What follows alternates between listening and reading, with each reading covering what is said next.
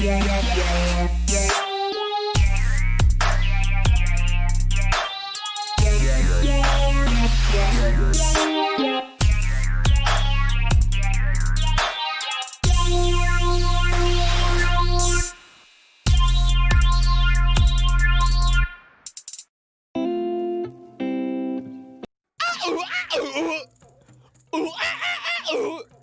I like your music.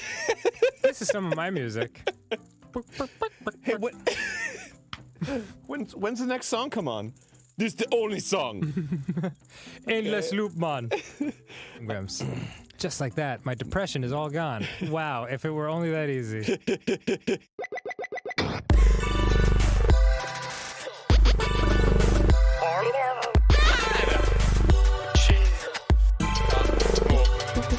Just listen to this great tune. You're like walking to a therapist's office. I got just the thing. It's like sharp as a tack, baby.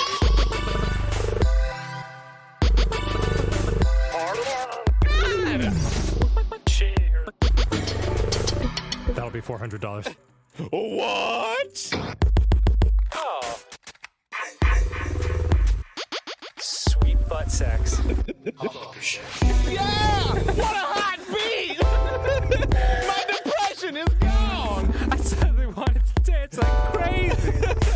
I'm feeling crazy right now. I'm Deronia! Oh boy. So much like, well, I mean like, you know. The spiritual stone of fire, also known as the Goron's ruby. I speech hot fire. is... Too close, man. Get away!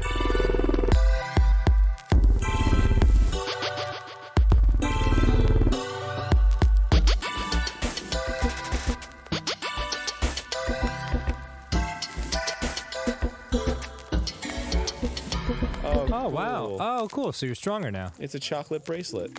Just Peel the gold off. Oh, that's it, really? That's it. Fuck it.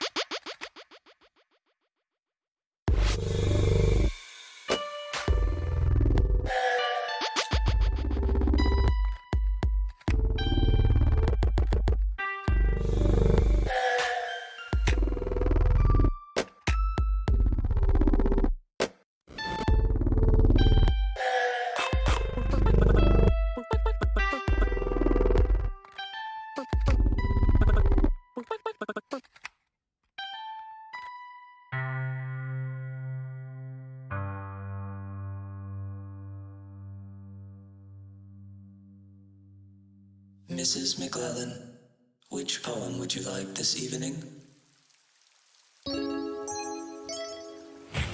Since you express no preference, I shall select a poem at random. Sarah Teasdale, as I recall, your favorite.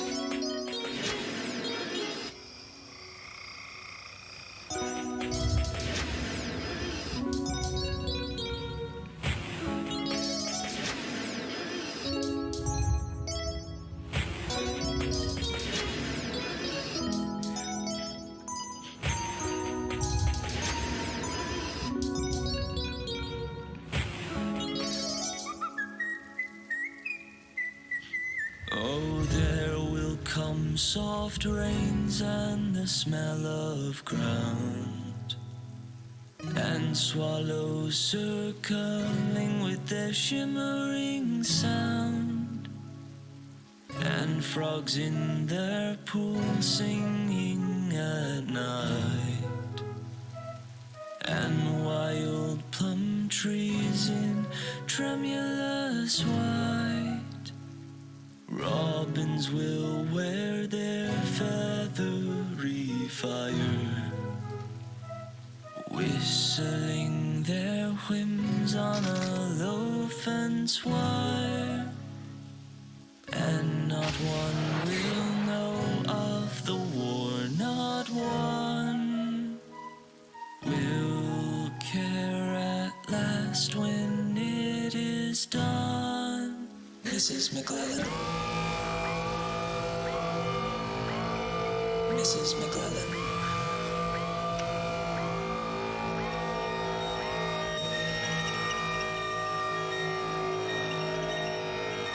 There will come soft rains and the smell of ground, and swallows circling with their shimmering sound, and frogs in the pool singing at night, and wild plum trees in tremulous white.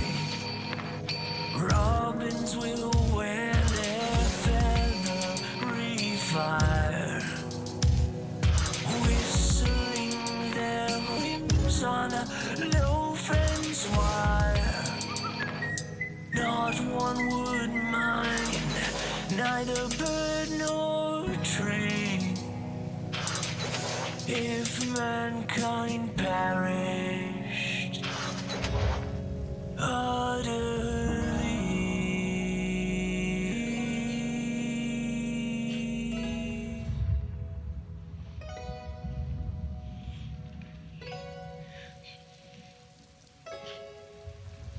Oh, there will come soft rains and the smell of ground, and swallows circling with their shimmering sound, and spring herself when she woke at dawn would scarcely know that we were gone.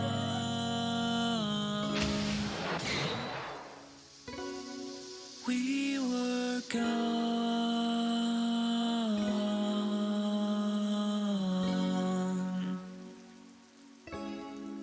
It is done.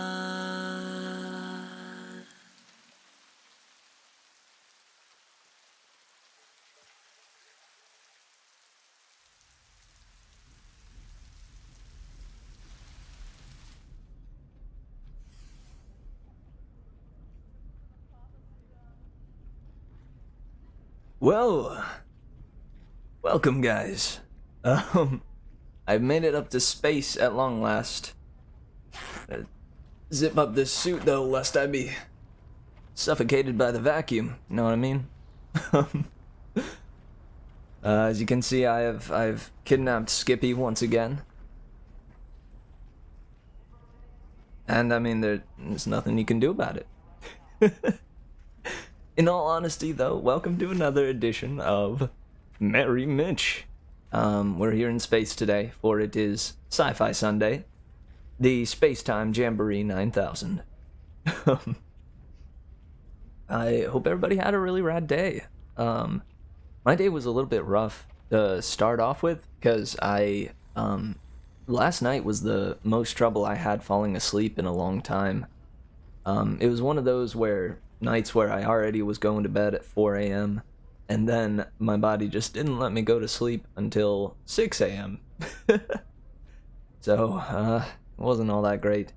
I woke up at like noon, but I was determined not to let my night before deter me, and I tried to make the most out of the day. I went out and I recalled that I had told my roomies that I would prepare them and myself some din-din. So I went out to the grocery store, waited in the line to get in, went through, found cinnamon sticks, a bunch of spices, chicken, a whole lot of other stuff, and came back and put it all together, whilst listening to some solid jams. So it's been a good day, regardless of how it started, and I hope yours was good too.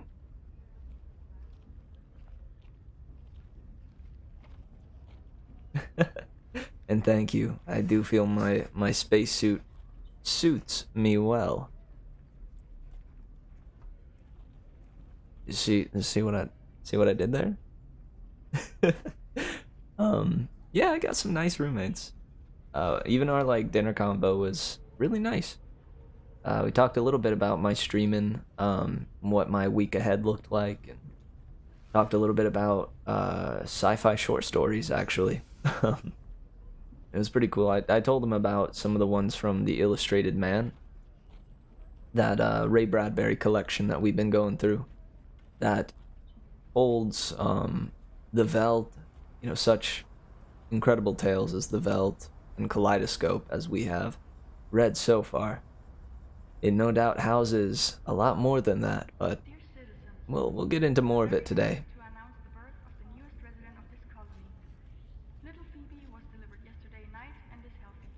Best of luck to the parents from all of us. Phoebe. Nice. I've been trying to have... I think I know who that was. Shoot, dude, I gotta go get him like a... what do you call that? A baby gift? Gift for the baby shower. If I'm invited. I don't know, I'm only up here once a week. So... we'll see. If it's on a Sunday, that would be good. Well, right on, guys. Seems like, aside from May out there, which I appreciate you, replying and whatnot, but it seems like Chad isn't being too chatty today. So let's go ahead and jump into some of the reading. The first one of the day, I'd like to give a shout out to Jinkies, or he is known as Senor, here in the Twitch universe. But yeah, no doubt. People get chit chatty every once in a while. Sometimes the whole time, sometimes only part of the times. Do you know this one, Keaton? Heck yeah. This was suggested by my good buddy Jinkies, and I'm excited. I don't know necessarily if it fits fully into the sci-fi genre. In fact, I'm pretty sure it doesn't, but I was struggling to figure out what other spot I would throw this into, so here it is. Allow me to take a quick sip of my tea, and then we'll read the egg.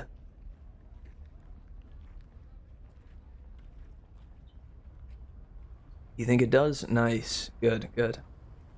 I figured from the brief little bits that I kind of scanned, I thought, well, hey, maybe this one would fit in the sci-fi theme.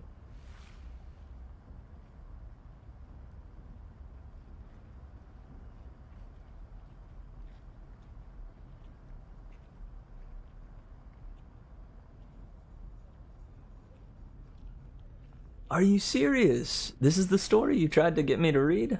What? Or we're going to save up for? That's really cool. I didn't even realize. Yeah, you can either like save up the 3,000 and just be assured that I will absolutely read it, or you can go into the Discord and plop it into the reading requests. It's not an assured thing whether or not it will be read, but since I don't know, we don't get too terribly many requests over here at Merry Mitch Incorporated, so there's a good likelihood that if you throw one in there, it may see the light of day here on the stream.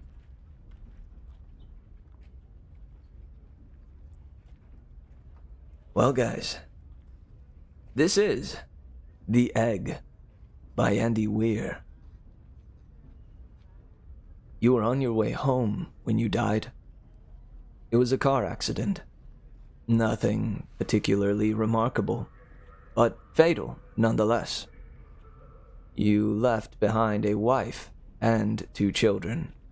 It was a painless death. The EMTs tried their best to save you, but to no avail. Your body was so utterly shattered, you were better off, trust me. And that's when you met me. What happened? You asked. Where am I? You died, I said matter-of-factly. No point in mincing words. There was a truck, and it was skidding. Yep, I said. I died. Yep. But don't feel bad about it. Everyone dies, I said. You looked around. There was nothingness. Just you and me. What is this place? You asked. Is this the afterlife? More or less, I said. Are you God? You asked. Yep, I replied. I'm God. My kids. My wife. You said. What about them? Will they be all right? Now that's what I like to see, I said. You just died, and your main concern is for your family.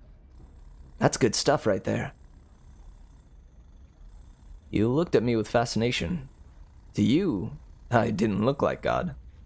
I just looked like some man, or possibly a woman. Some vague authority figure, maybe.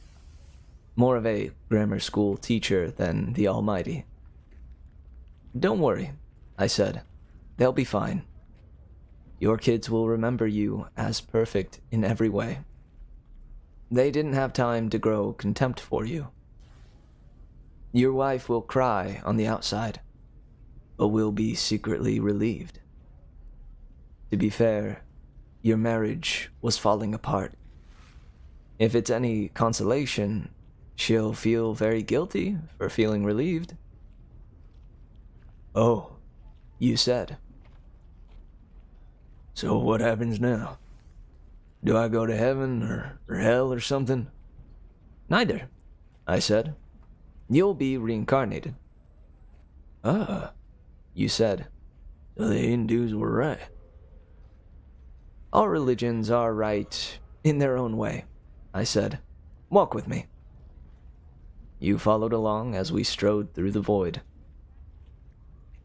Where are we going? Nowhere in particular, I said.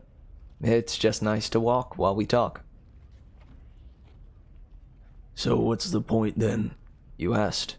When I get reborn, I'll just be a blank slate, right? A baby.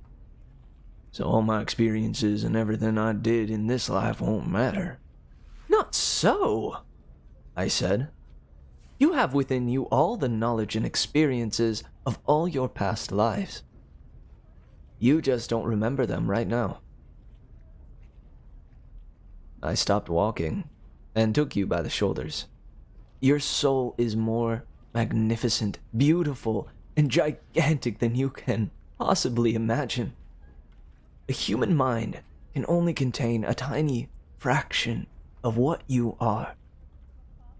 It's like sticking your finger in a glass of water to see if it's hot or cold.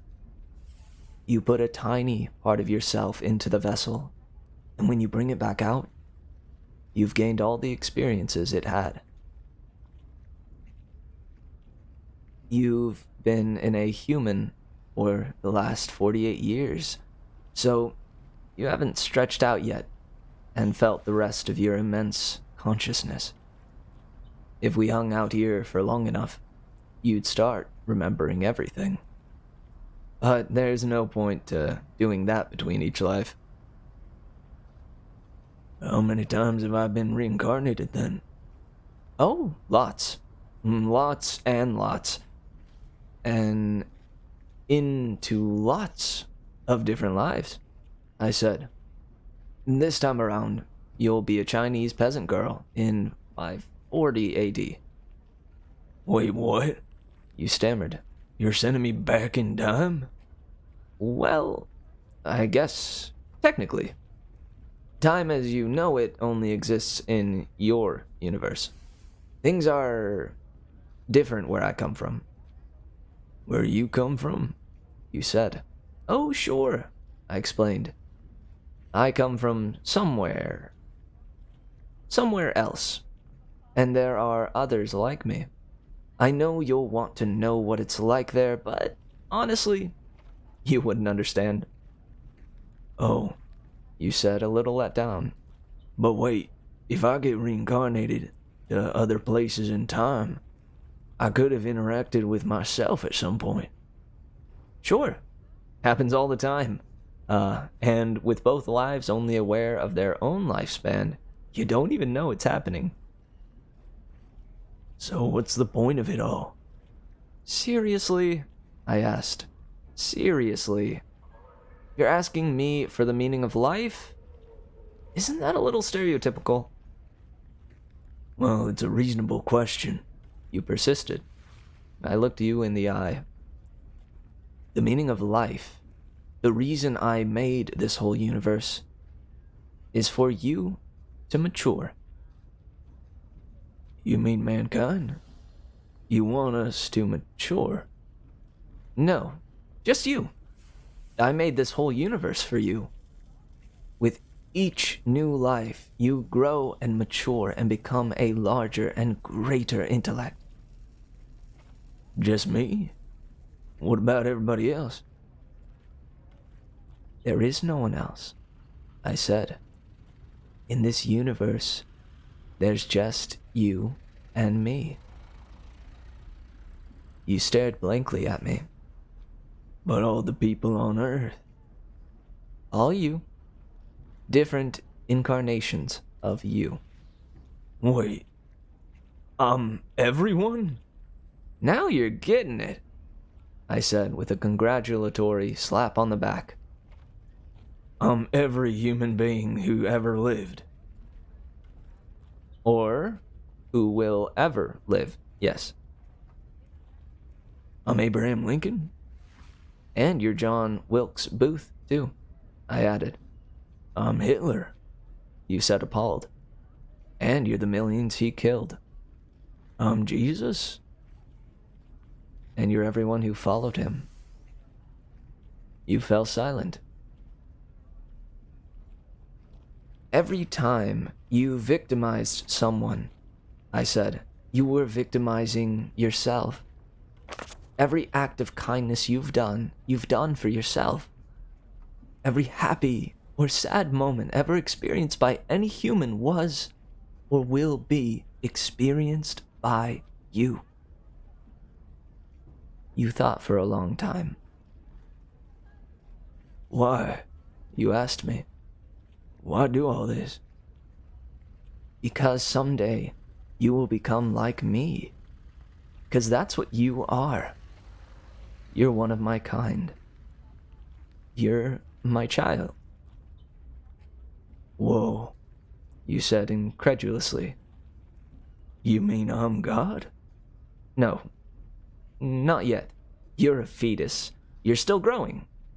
Once you've lived every human life throughout all time, you will have grown enough to be born. So the whole universe, you said, it's just an egg, I answered. Now, it's time for you to move on to your next life. And I sent you on your way. Whew. Dude, that was so good. Oh my god. Thank you, Jake Doogie. Welcome. I'm pleased to see you have joined the Wildflowers. Amongst the merry meadow. Man, the egg. If I'm being honest, I feel as though I've had that thought about what if I am everything, right?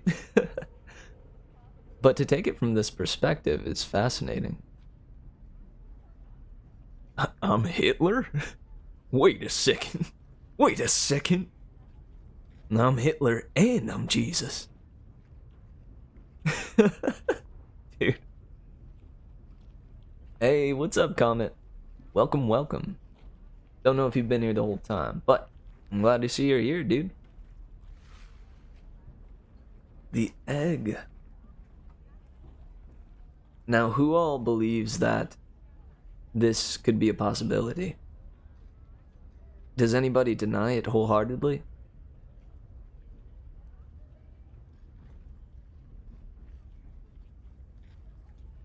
Right on, man. Chill away. I find that these space streams are pretty chill, you know? A lot of the stories include more existential kind of themes or more broad themes, right? Especially when it has to do with the future, or in this case, you know, God and mankind. These broad spanning concepts, right?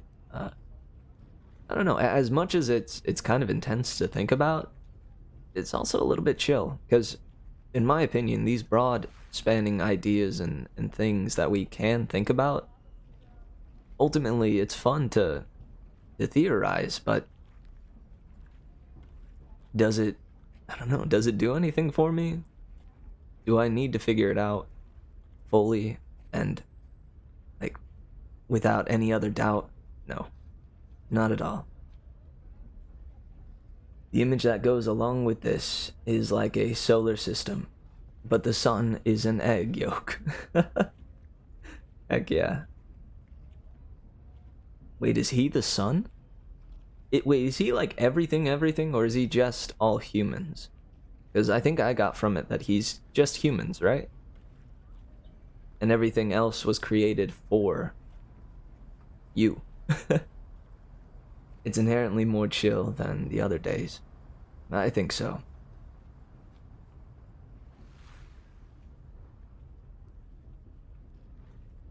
Also, I mean, Sunday is kind of like my relaxed day, you know? I go up to space, to my little condo up here, and I get to chill out, you know? Do a little stargazing. It's a nice time.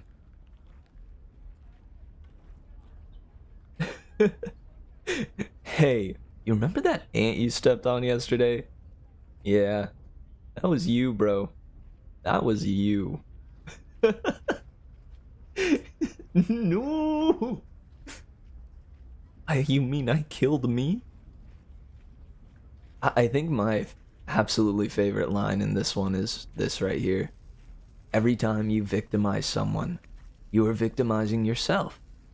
Every act of kindness you've done for yourself. Every happy and sad moment ever experienced by any human was or will be experienced by you. That to me is the most profound line in the whole thing.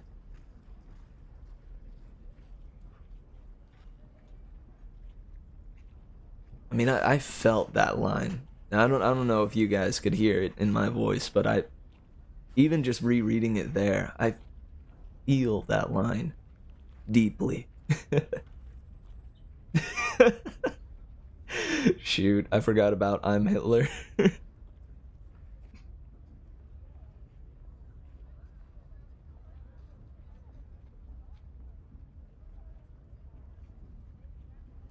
Oh, very nice. So we have a whole bunch of stories that we could read through. We have The Illustrated Man, which we've been making our way through steadily. Last time we visited this one, we read through The Kaleidoscope, an account of a group of astronauts whose ship exploded in the midst of space, but their spacesuits kept them alive and set them flying out into Attention everyone. the endless space. Due to a solar storm, it's strongly advised to stay inside the living quarters between 3:20 and 5:40 local time. Unfortunately, the construction of the radiation shield in this sector is not yet complete. Okay, I mean, I won't have to worry about that. It's well past those hours. But yeah, The Kaleidoscope was a really good one. As the characters in it just flew through space endlessly until their inevitable demise. It was the account of what they felt and how they how they interacted with each other in those final moments. Oh, right on, May. I'll see you real soon.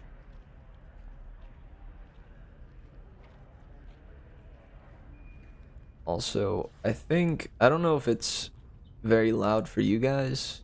It's not like crazy loud, but I think I am gonna turn down the ambience. At least a little bit.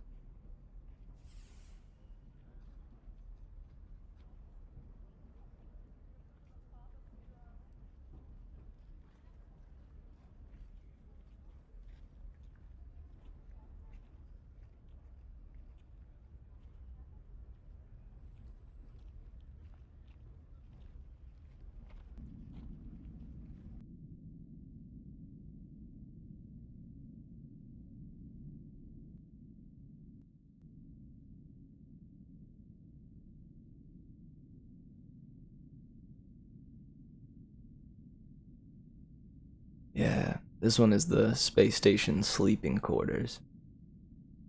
I think that's a little more appropriate for the hour. So, anyways, we can go back to the Illustrated Man. We could read through The Planet of the Dead by Clark Ashton Smith, the one who wrote the Flower of Algernon, I think it was called. The one where on that planet resided a sentient plant that had taken over the entire world. And one inhabitant's efforts to dethrone that said plant. Same dude. We could check out The Ones Who Walk Away from Omelas by Ursula Le Guin. She's a new name. I haven't read any of her stories before, so it'd be cool to check out. Yeah, a new name. There's a couple of new names actually. This one is a bit of a long one. So we maybe could start this one if you like. It's called Story of Your Life by Ted Chiang. Then there's A Sound of Thunder by Ray Bradbury. My man. Burning Chrome, another long one, but it is meant to be a really good one. And like I said, I've been wanting to give longer short stories a chance to shine here on the stream as well. Not just those kind of, those profound and short ones. I think the more novella ones, I don't know, simply I want to check them out. and I think you guys might like them too. Hey, what up, Nightlight? How you doing, Carol? I'm glad to see you're here. Are you having to work again during the stream? I know you've been working super hard. Also, are you feeling any better? As I pray you are. I'm doing mighty fine. I gave a little idea of how I was doing at the start, but I'll give a little refresher. I woke up super late because last night I had the most trouble I've had in a long while falling asleep. It was already a night where I was going to bed at 4 a.m. Bad decision. But I wound up not being able to fall asleep till 2 hours later. Which, honest to goodness, I don't know about you guys, but those moments scare me. Like, truly scare me. I don't know what it is about it, but whenever it's almost like cutting it down to the wire, right? Because I do not want to fall asleep at first light, right? That just to me is too far. Like, I'm okay if I fall asleep at 4 a.m., 3 a.m., somewhere around then, because it's still pitch dark outside. But if it starts to hit like 6 or 6:30 a.m. and first light is starting to rise, it kills me. And it kind of scares me. I don't know about you guys. That might be a bit of an irrational fear, but not fun. Despite the rough start to the morning, I, waking up at noon, a little after noon, I still tried to make the most out of the day. I went out to the grocery store. I remembered I was set to make some dinner for myself and my roomies. And I made some delicious curry. And it was more, I've done the kind of a Chinese style curry, I think it was. Kind of Americanized Chinese style curry. But this time I tried to do a more traditional, like, Indian style curry. And it was freaking-tastic. Pretty proud of myself. And there's leftovers, so score. I'm gonna enjoy that tomorrow. I'm not feeling better, but I am hanging in there. Currently trying to convince a whole group chat that if Jesus was in VeggieTales, he'd be a carrot.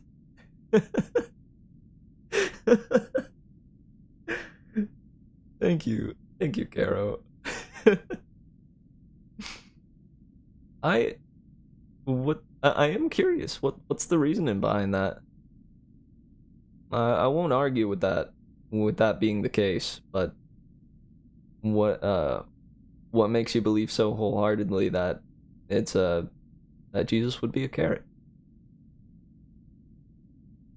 Don't like staying up that late because it feels like if I go to sleep at that point, I'd end up waking up at like 3 or something, which I hate. Yeah, I listened to a song recently that in it, like, it spoke about going to bed early and rising early. And the reasoning behind, why that singer was singing that, he carried on with the lyrics to say, like, hey, I do this because otherwise I'm burning daylight. Which is something I hadn't thought about, right? The later we stay up, or the later I stay up, the more daylight I'm burning. Which, shoot, I don't know. It's just the thing that I think brings on regret. Is a little tough to handle. 1. Long boy, Jesus was tall. 2. Nobody knows where carrots came from. 3. Baby carrots. Baby Jesus. 4. Orange. 5. Covered in dirt. 6. Can't perform miracles. Next question. Shoot. I mean, I'm stumped, dude. I feel bad. I meant not to question, but I did mean to question. I simply wanted to know the reasons. And thank you. That was very clear and concise. And now I too am a believer in carrot Jesus. I also like Comet's comment. Bruh, carrot Jesus. Whoa, dude. What would I be if I were a VeggieTale? I feel as though, Caro, you seem to be the expert on VeggieTale translations. So, what vegetable would I be? That is my next question.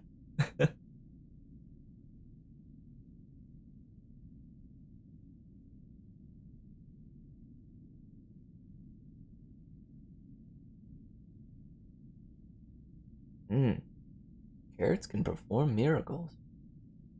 I had carrots at dinner this evening. And it was pretty miraculous. Not gonna lie. I found a picture for Carrot Jesus. Now it's my Discord picture. No. I gotta see this. Hang on.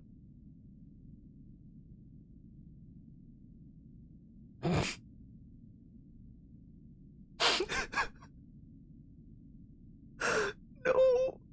Why is he on a cross?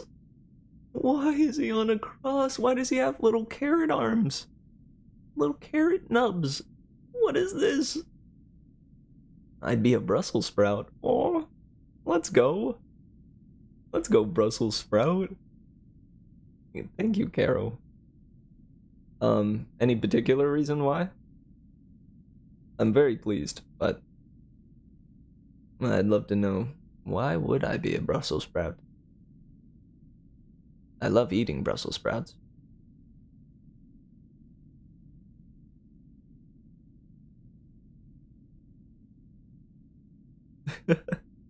Oh, I agree, Comet.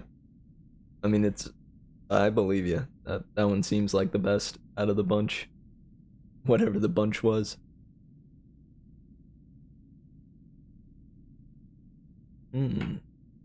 There's also a bit of a shorter one, All Summer in a Day by Ray Bradbury.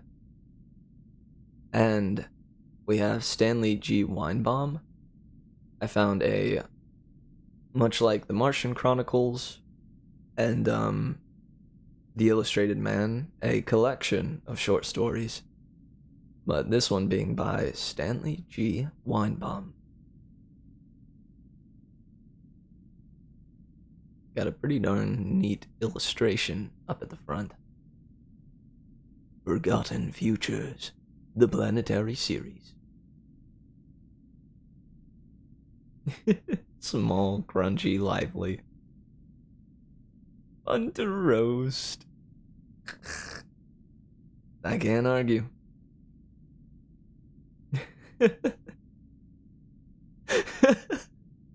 I like that I'm crunchy. I have no idea what that means, but I like it. I like that I'm crunchy. Is it due to the brittle voice? The crunchiness comes from my rasp. The rasp in my voice. I don't know, that's my best guess anyways. Fun to roast.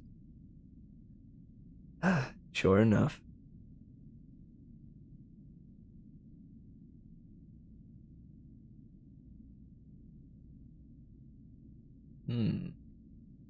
Shoot, guys, I'm not entirely sure which one to start with.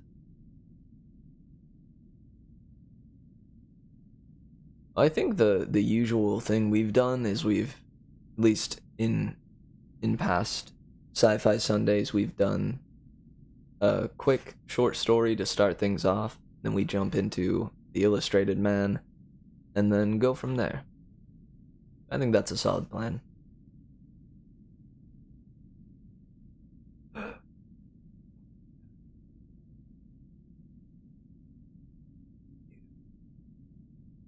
Jesus cured the blind.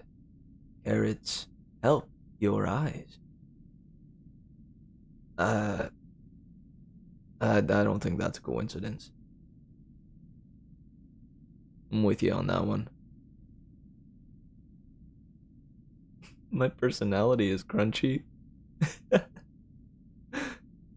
Has it always been crunchy?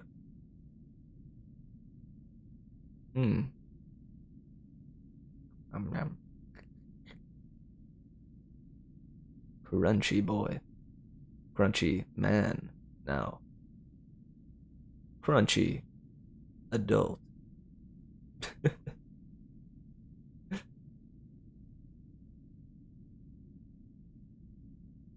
Right on. I'm a Brussels sprout. The things I learn on this stream, dude.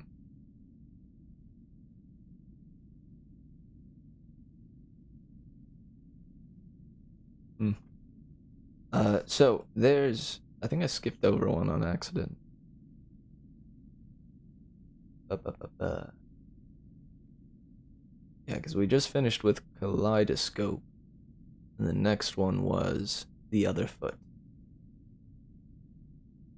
Yeah, coming from The Illustrated Man turning in the moonlight, turning again and again and again. Well, alright guys, let's go ahead and check out The Other Foot. This is The Other Foot by Ray Bradbury. When they heard the news, they came out of the restaurants and cafes and hotels and looked at the sky. They lifted their dark hands over their upturned white eyes. Their mouths hung wide. In the hot noon, for thousands of miles, there were little towns where the dark people stood with their shadows under them, looking up. In her kitchen, Hattie Johnson covered the boiling soup, wiped her thin fingers on a cloth, and walked carefully to the back porch. "Come on, Ma! Hey, Ma! Come on! You'll miss it! Hey, Mom!" 3 little African-American boys danced around in the dusty yard, yelling. Now and then they looked at the house frantically. "I'm coming," said Hattie, and opened the screen door. "Where you hear this rumor?" "Up at Jones, Ma. They say a rocket's coming. First one in 20 years. With a white man in it." "What's a white man? I've never seen one." "What's a white man? I've never seen one." "You'll find out," said Hattie. "Yes, indeed. You'll find out." "Tell us about one, Ma. Tell like you did." Hattie frowned. "Well, it's been a long time. I was a little girl, you see. That was back in 1965. "Tell us about a white man, Mom." She came and stood in the yard, looking up at the blue, clear Martian sky with the thin white Martian clouds, and in the distance, the Martian hills broiling in the heat. She said at last, "Well, first of all, they got white hands." "White hands?" The boys joked, slapping each other. "They got white arms?" "White arms?" hooted the boys. "White faces." "White faces? Really?" "White like this. White like this, Mom?" The smallest threw dust on his face, sneezing. "This way?" "Whiter than that," she said gravely, and turned to the sky again. There was a troubled thing in her eyes, as if she were looking for a thunder shower up high, and not seeing it made her worry. "Maybe you better go inside." "Oh, Mom!" They stared at her in disbelief. "We got to watch. We just got to. Nothing's going to happen, is it?" "I don't know. I got a feeling is all."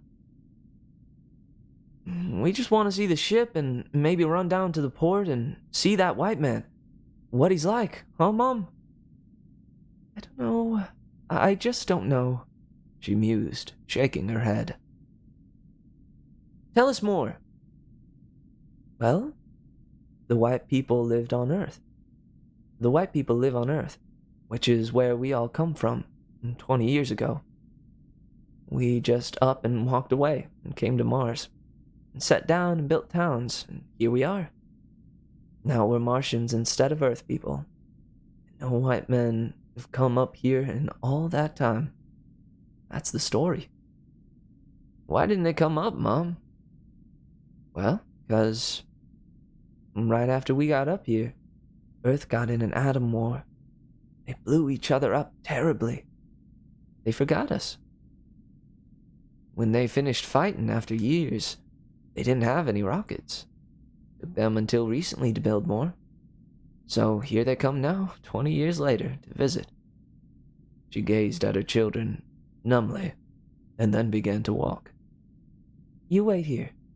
I'm going down the line to Elizabeth Brown's house. You promise to stay?" "We don't want to, but we will." "All right, then."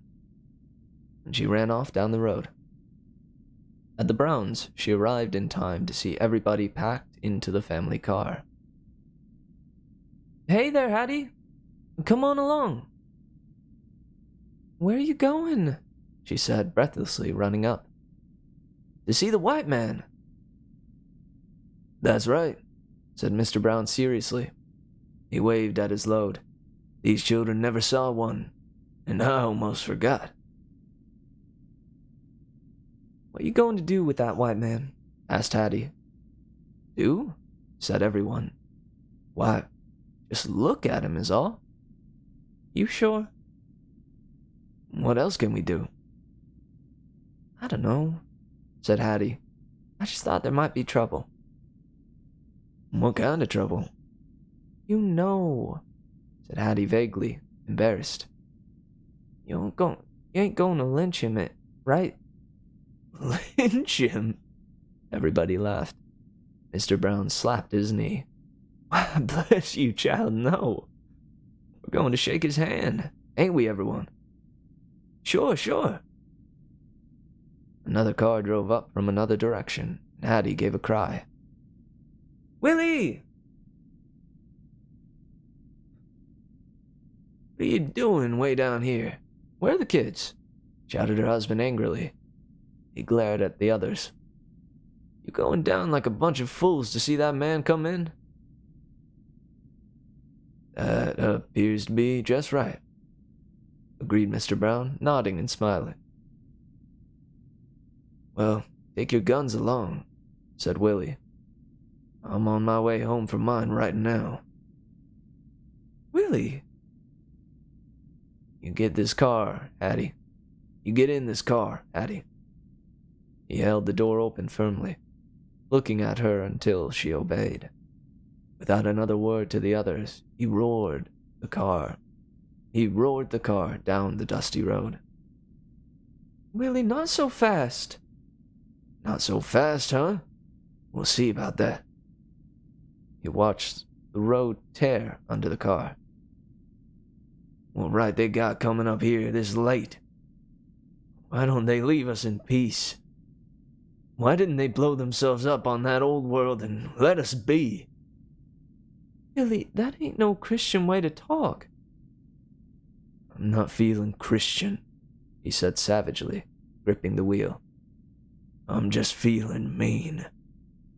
After all them years of doing what they did to our folks, my mom and dad and your mom and dad, you remember? You remember how they hung my father on Knockwood Hill and shot my mother? You remember? Or you got a memory that's short like the other? I remember, she said. You remember Dr. Phillips and Mr. Burton and their big houses? And my mother's washing shack? And Dad working when he was old? And the thanks he got was being hung by Dr. Phillips and Mr. Button. Well, said Willie, the shoe's on the other foot now. We'll see who gets laws passed against him, who gets lynched, who rides the back of streetcars, who gets segregated in shows. We'll just wait and see. Oh, Willie, you're talking trouble. Everybody's talking. Everybody's thought on this day, thinking it'd never be. Thinking, what kind of day would it be if the white man ever came up here to Mars? But here's the day, and we can't run away. You going to let the white people live up here? Sure. He smiled, but it was a wide, mean smile, and his eyes were mad. They can come up and live and work here. Why, certainly. All they got to do to deserve it is live in their own small part of town, the slums, and shine our shoes for us and mop up our trash and sit in the last row in the balcony. That's all we ask. Then once a week, we hang one or two of them. Simple. Don't sound human, and I don't like it. You'll have to get used to it, he said. He braked the car to a stop before the house and jumped out. Buy my guns and some rope. We'll do this right. Oh, Willie, she wailed, and just sat there in the car while he ran up the steps and slammed the front door. She went along. She didn't want to go along, but he rattled around in the attic, cursing like a crazy man, till he found 4 guns. She saw the brutal metal of them glittering in the black attic, and she couldn't see him at all. He was so dark.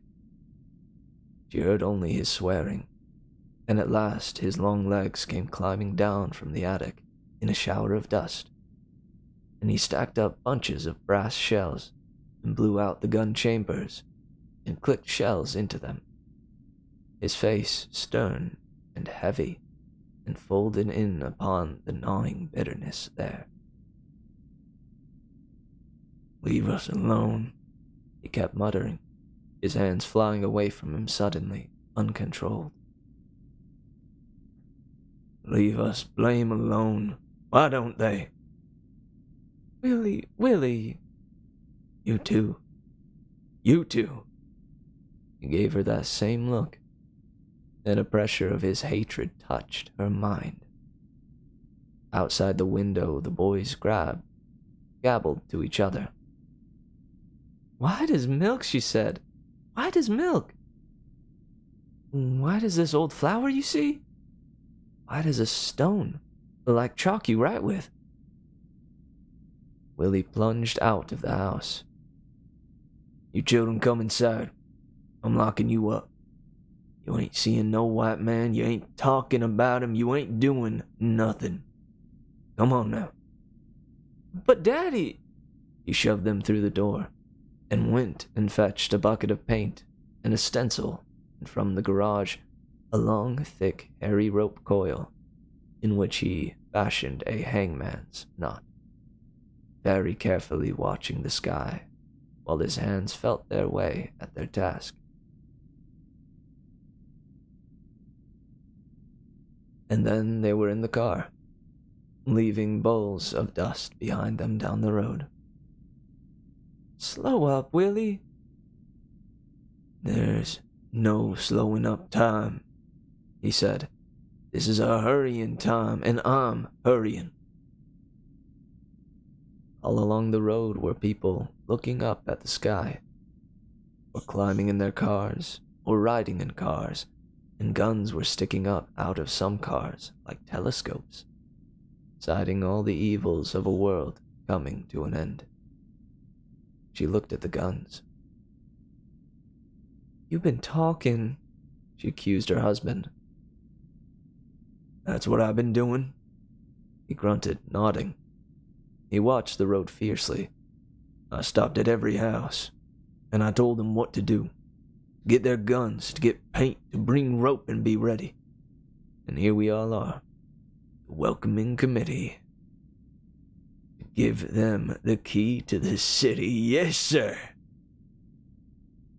She pressed her thin, dark hands together to push away the terror growing in her now, and she felt the car bucket and lurch around other ears. She heard the voices yelling, "Hey, Willie, look!" and hands holding up ropes and guns as they rushed by, and mouths smiling at them in the swift rushing. "Here we are," said Willie, and braked the car into dusty halting in silence. He kicked the door open with a big foot, and, laden with weapons, stepped out, lugging them across the airport meadow. "Have you thought, Willie?" "That's all I've done for 20 years. I was 16 when I left Earth, and I was glad to leave," he said. "There wasn't anything there for me, or you, or anybody like us. I've never been sorry I left. We've had peace here. The first time we ever drew a solid breath. Now come on." He pushed through the dark crowd, which came to meet him. Willie, what we gonna do?" they said. "Here's a gun," he said. "Here's a gun. Here's another."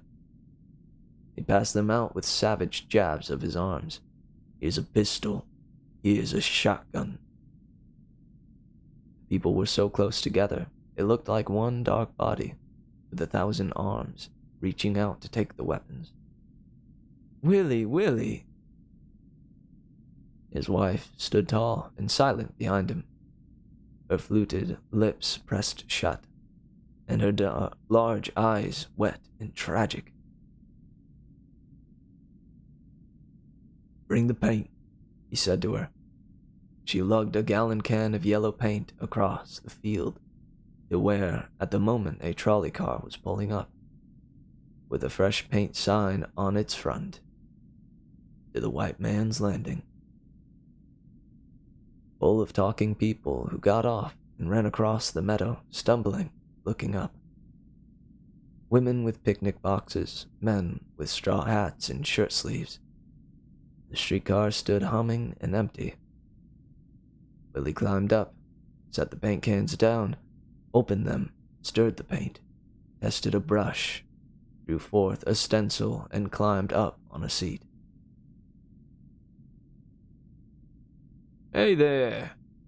Conductor came around behind him, his coin changer jangling. "What do you think you're doing? Get down off there. You see what I'm doing. Keep your shirt on." Willie began the stenciling in yellow paint.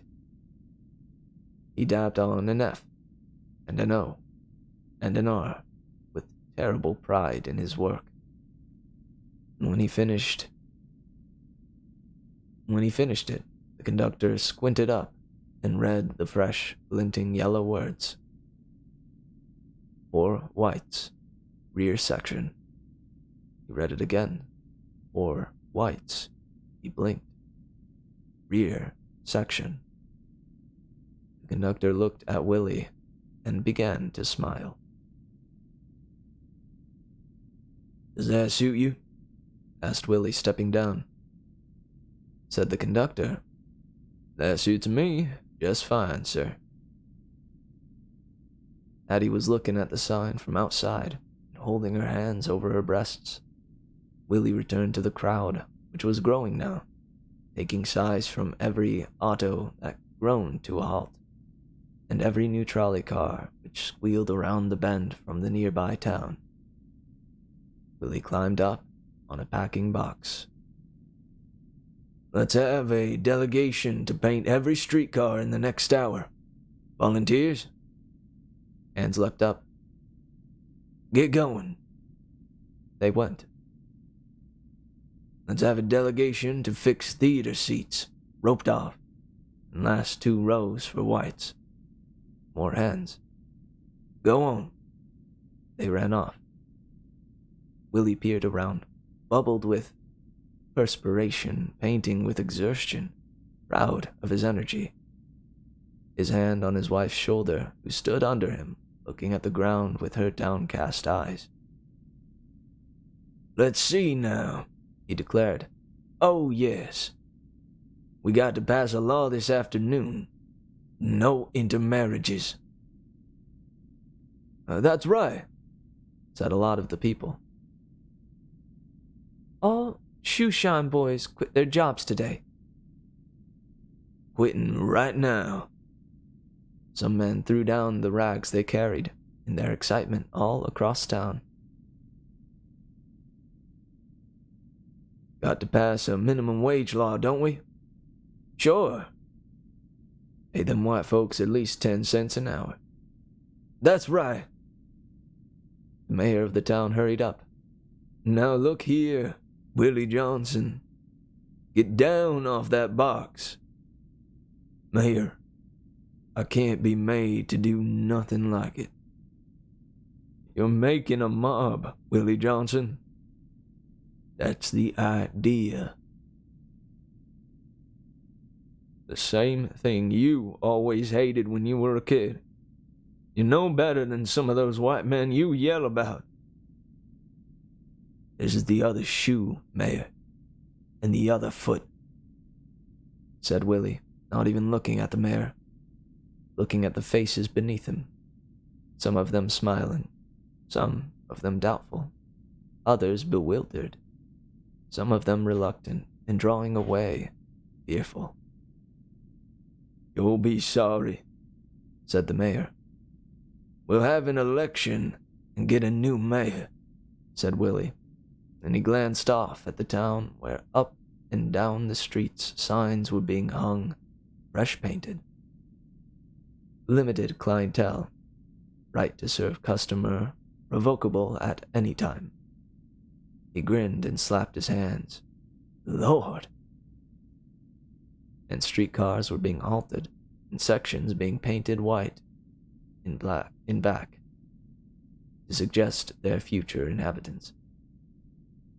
And theaters were being invaded and roped off by chuckling men, while their wives stood wondering on the curbs, and children were spanked into houses to be hid away from this awful time.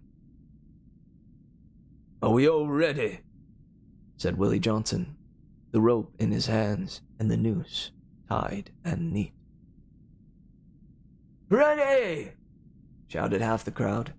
The other half murmured and moved like figures in a nightmare, in which they wished no participation. "Here it comes!" called a small boy. Like marionette heads on a single string, the heads of the crowd turned upward. Across the sky, very high and beautiful, a rocket burned on a sweep of orange fire. It circled and came down, causing all to gasp. It landed, setting the meadow afire here and there. The fire burned out. The rocket lay a moment in quiet. And then, as the silent crowd watched, a great door in the side of the vessel whispered out a breath of oxygen. The door slid back, and an old man stepped out. "A white man! A white man! A white man!" The words traveled back in the expectant crowd, the children speaking in each other's ears, whispering, butting each other, the words moving in ripples to where the crowd stopped and the streetcars stood in the windy sunlight, the smell of paint coming out their windows. The whispering wore itself away, and it was gone. No one moved. The white man was tall and straight, but a deep wariness was in his face. He had not shaved this day, and his eyes were as old as the eyes of a man. As the eyes of a man can be, and still be alive. His eyes were colorless, almost white, and sightless, with things he had seen in the passing years. He was as thin as a winter bush. His hands trembled, and he had to lean against the portway of the ship as he looked out over the crowd. He put out a hand and half smiled, but drew his hand back. No one moved. He looked down into their faces, and perhaps he saw, but did not see the guns and the ropes, and perhaps he smelled the paint. No one ever asked him. He began to talk. He started very quietly and slowly, expecting no interruptions and receiving none. And his voice was very tired and old and pale. "It doesn't matter who I am," he said. "I'd be just a name to you anyhow. I don't know your names either. That'll come later." He paused, closed his eyes for a moment, and then continued. 20 years ago you left Earth. That's a long, long time. It's more like 20 centuries. So much has happened. After you left, the war came.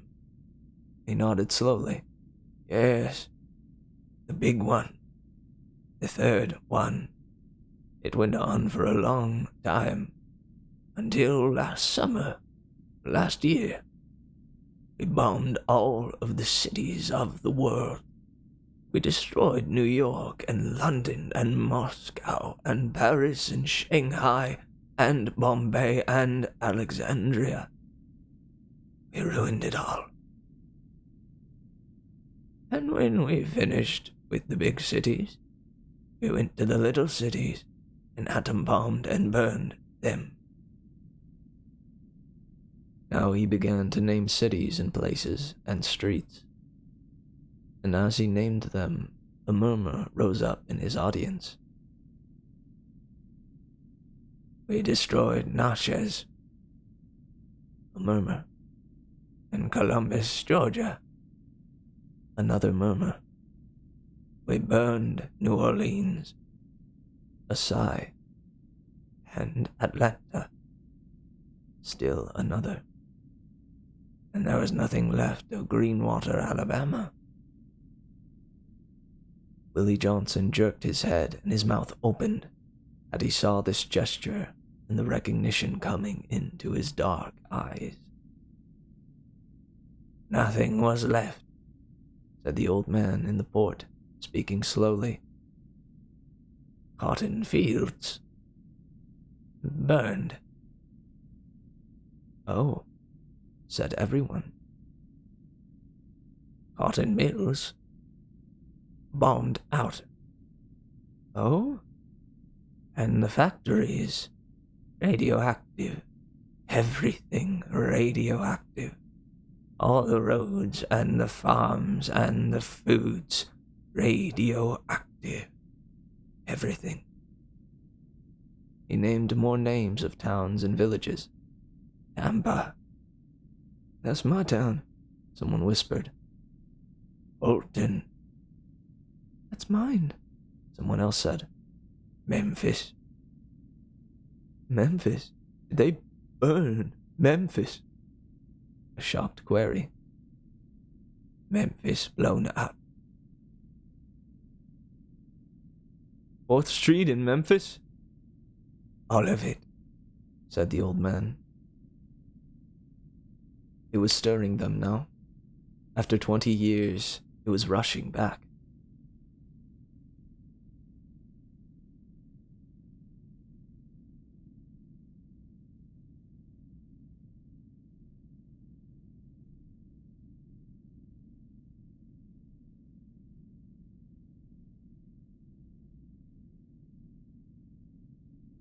The towns and the places, the trees and the brick buildings, the signs and the churches, and the familiar stores, all of it was coming to the surface among the gathered people. Each name touched memory, and there was no one present without a thought of another day. They were all old enough for that, save the children. Laredo. I remember Laredo. New York City. I had a store in Harlem. Harlem bombed out. The ominous words, the familiar, remembered places, the struggle to imagine all of those places in ruins. Willie Johnson murmured the words. Greenwater, Alabama. That's where I was born. I remember. Gone. All of it was gone. The man said so. The man continued. So we destroyed everything and ruined everything, like the fools that we were. And the fools that we are. We killed millions. I don't think there are more than 500,000 people left in the world. All kinds and types. And out of all the wreckage, we salvaged enough metal to build this one rocket. And we came to Mars in it this month to seek your help. He hesitated and looked down among the faces to see what could be found there. But he was uncertain. Addie Johnson felt her husband's arm tense, saw his fingers grip the rope. We've been fools, said the old man quietly. We've brought the earth and civilization down about our heads. None of the cities are worth saving. They'll be radioactive for a century. Earth is over and done with. Its age is through. You have rockets here which you haven't tried to use to return to Earth in 20 years. Now, I've come to ask you to use them. To come to Earth, pick up the survivors, and bring them back to Mars. To help us go on at this time.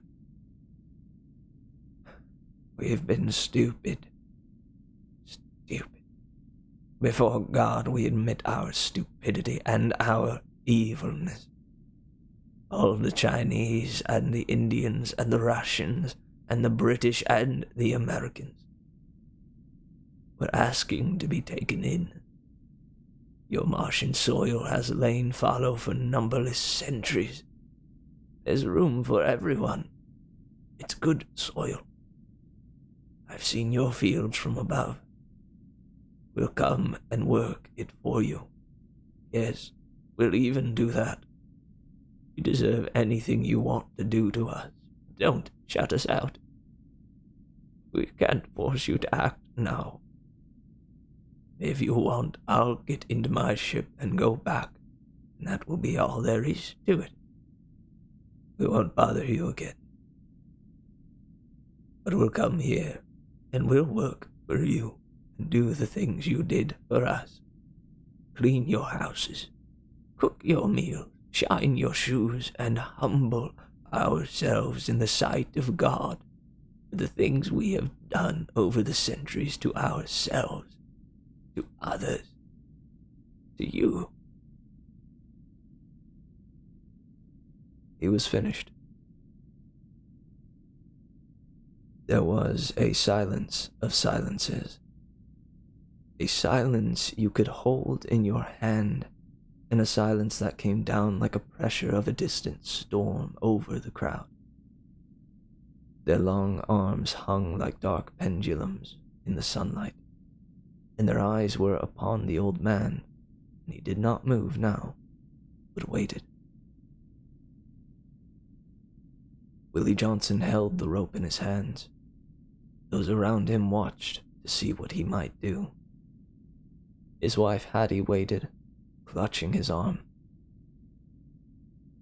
She wanted to get at the hate of them all, to pry at it and work at it until she found a little chink, then pull out a pebble or a stone or a brick, and then a part of the wall. And once started, the whole edifice might roar down and be done away with. It was teetering now. Which was the keystone? How to get at it? How to touch them and get a thing started in all of them to make a ruin of their hate? She looked at Willie, there in the strong silence, and the only thing she knew about the situation was him and his life and what had happened to him. And suddenly, he was the keystone. Suddenly she knew that if he could be pried loose, then the thing in all of them might be loosened and torn away. Mister, she stepped forward. She didn't even know the first words to say. The crowd stared at her. She felt them staring. Mister... The man turned to her with a tired smile. Mister, she said, do you know Knockwood Hill in Greenwater, Alabama? The old man spoke over his shoulder to someone within the ship. A moment later, a photographic map was handed out, and the man held it waiting. You know the big oak on top of that hill, mister? The big oak. The place where Willie's father was shot and hung and found swinging in the morning wind. Yes. Is that still there? Asked Hattie. It's gone, said the old man. Blown up. The hill's all gone, and the oak tree, too. You see? He touched the photograph. Let me see that, said Willie, jerking forward and looking at the map. Hattie blinked at the white man, heart pounding. Tell me about Greenwater, she said quickly. What do you want to know? About Dr. Phillips. Is he still alive? A moment in which the information was found in a clicking machine within the rocket. Killed in the war. And his son? Dead. What about their houses? Burned. Like all the other houses. What about that other big tree on Knockwood Hill? All the trees went. Burned. That tree went, you're sure? Said Willie. Yes. Willie's body loosened somewhat. And what about that Mr. Burton's house and Mr. Burton? No houses at all left. No people. You know Mrs. Johnson's washing shack, my mother's place? The place where she was shot. Oh, you know Mrs. Johnson's washing shack, my mother's place. Place where she was shot. That's gone too. Everything's gone. Here are the pictures you can see for yourself. The pictures were there to be held and looked at and thought about. The rocket was full of pictures and answers to questions. Any town, any building, any place. Willie stood with the rope in his hands. He was remembering Earth, the green Earth, in the green town where he was born and raised. He was thinking now of that town, gone to pieces, to ruin, blown up and scattered, all of the landmarks within it. All of the supposed or certain evil scattered within it. All of the hard men gone. The stables, the ironsmiths, the curio shops, the soda founts, the gin mills, the river bridges, the lynching trees, the buckshot-covered hills, the roads, the cows, the mimosas, and his own house, as well as those big pillared houses down near the long river. Those white mortuaries, where the women, as delicate as moths, fluttered in the autumn light, distant, far away.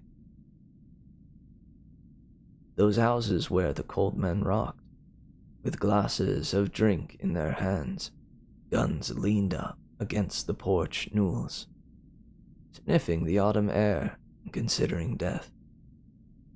Gone. All gone. Gone and never coming back. Now, for certain, all of that civilization ripped into confetti and strewn at their feet. Nothing of it left to hate. Not an empty brass gun shell, or a twisted hemp, or a tree, or even a hill of it to hate. Nothing but some alien people in a rocket. People who might shine his shoes and ride in the back of trolleys, or sit far up in midnight theaters.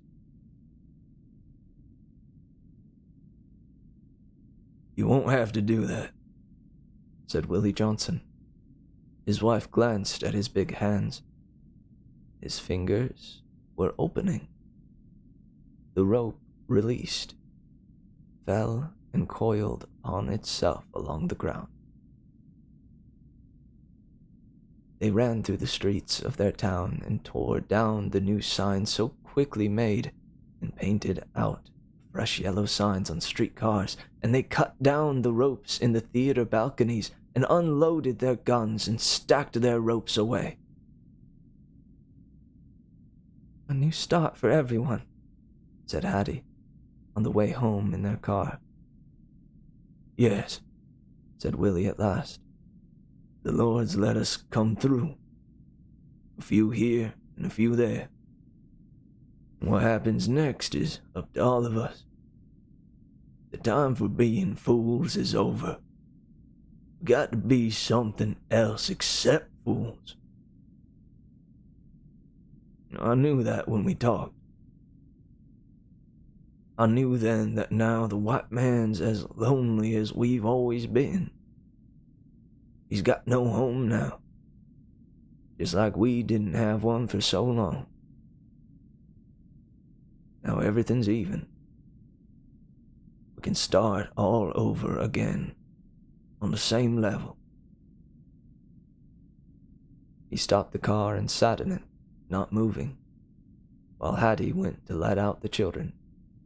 They ran down to see their father. You see the white man? You see him? They cried. Yes, sir, said Willie, sitting behind the wheel, rubbing his face with his slow fingers. Seems like for the first time today, I really seen the white man. I really seen him clear.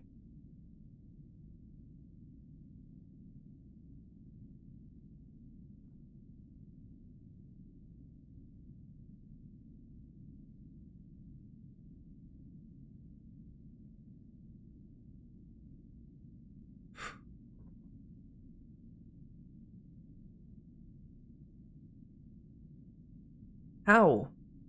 How is my tea cold? Guys.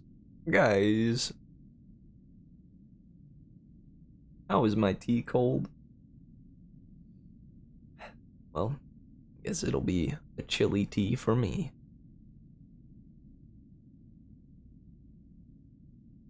Heck yeah. I gotta admit, I got worried there, towards the middle of it.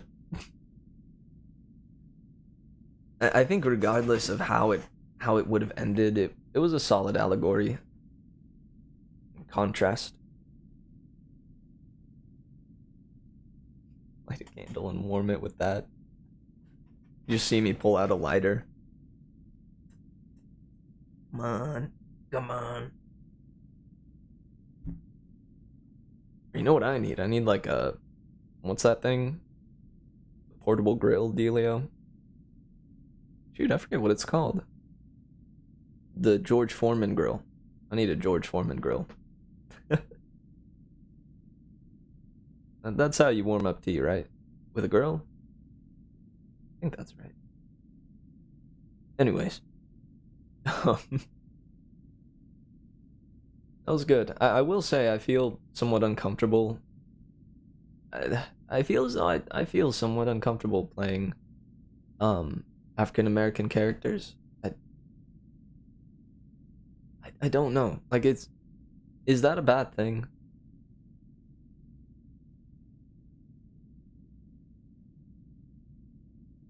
I think it's well worth practicing and getting better at, though. Because there's a lot of great stories with them in it.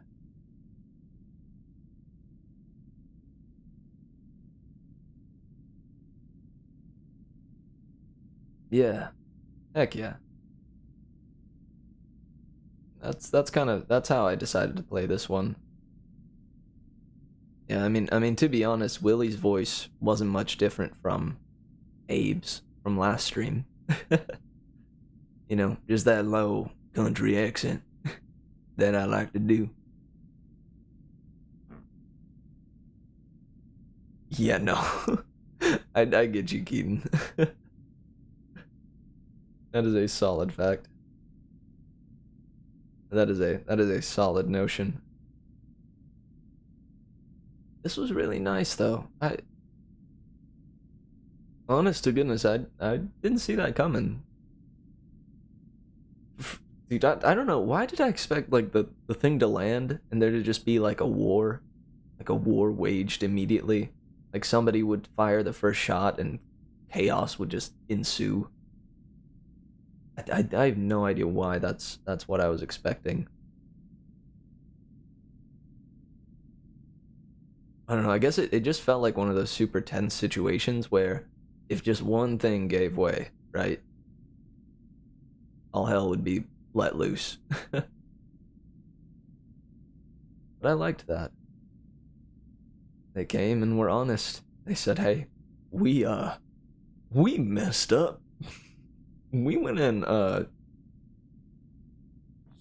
blew everything up. Just blew everything up. Gosh, man. I feel like, I think that's the biggest whoops moment. No, that's not a whoops moment. What the heck? That is not a whoops moment. That is a we screwed up moment. Little did they know, they were actually just blowing up themselves. This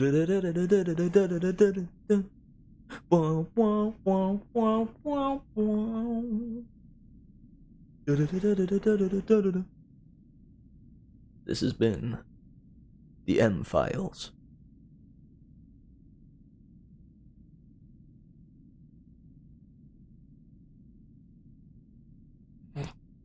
White man comes out of the rocket. What can I say but, lol, whoops.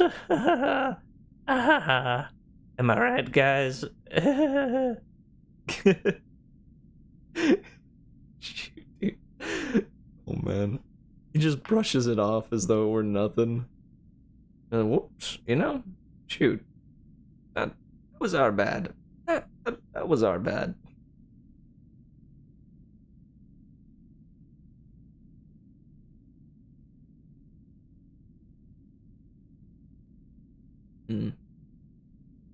I thought about a favorite line from this one. I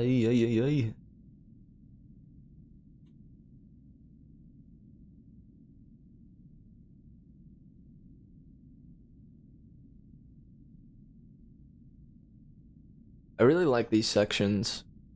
I think these were really effective. We destroyed Natchez, a murmur, and Columbus, Georgia, another murmur. We burned New Orleans, a sigh, and Atlanta, still another. I don't know. I think these little sections were the most impactful to me.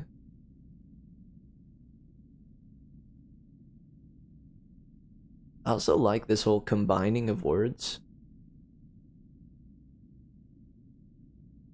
It's actually immensely helpful for someone that's reading it aloud. You know, it helps me to just very clearly know how it's meant to be said, right? Yes, the big one. The big one. Like that word, those two words are meant to be like squished together. It's cool. I have not seen that anywhere else before. I'm being honest. I don't think I have. Sorry. I won't go ahead and say that as an outright fact, but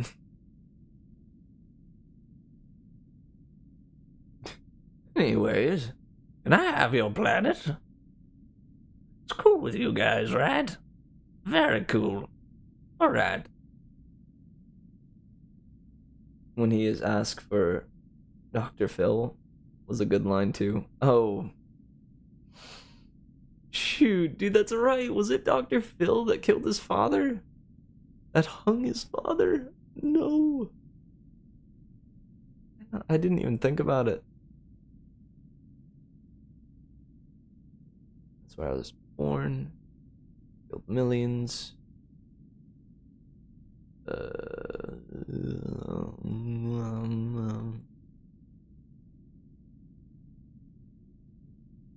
Where's the part where she walks up?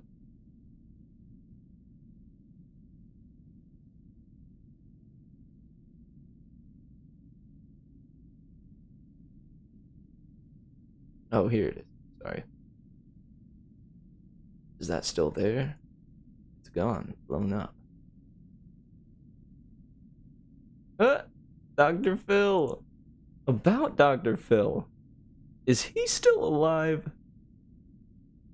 Because, like, I gotta know, right? That show was fantastic.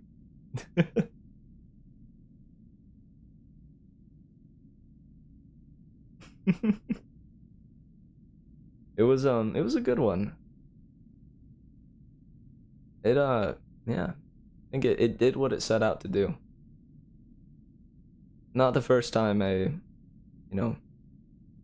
I think a metaphor like this, or I don't know, not a metaphor. Not the first time like this topic has been covered, but I think it was done in a pretty unique way. I've never seen the racism topic covered in a futuristic sci-fi environment. This kind of alternate timeline concept, I think, is pretty cool. It's a sucky alternate timeline, no doubt, but for how sucky it is, they're making the most of it. They're doing what they can with it. It's cool. Dang, guys. That was pretty darn nice. I flippin' enjoyed that. So, next up, are we wanting to read a long one and have that be the rest of the stream? Or would we like to read through the rest of these shorter ones? I will do a little poll right now to get an idea. Oh, no. New poll.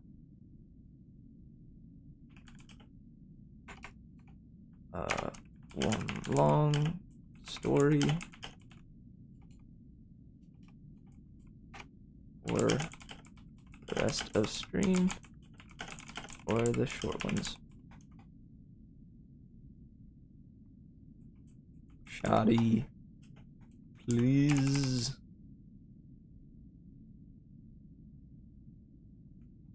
Long.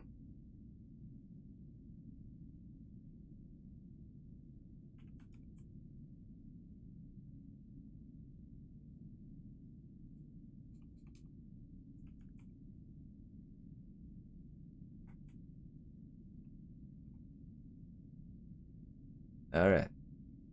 Cool beans. That'll be up during the break, and I'll check on the results once we come back.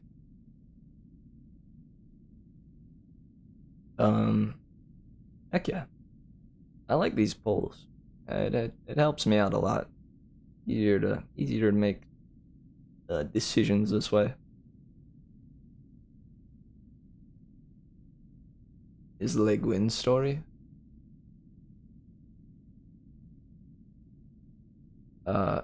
Ursula's is one of the shorter ones.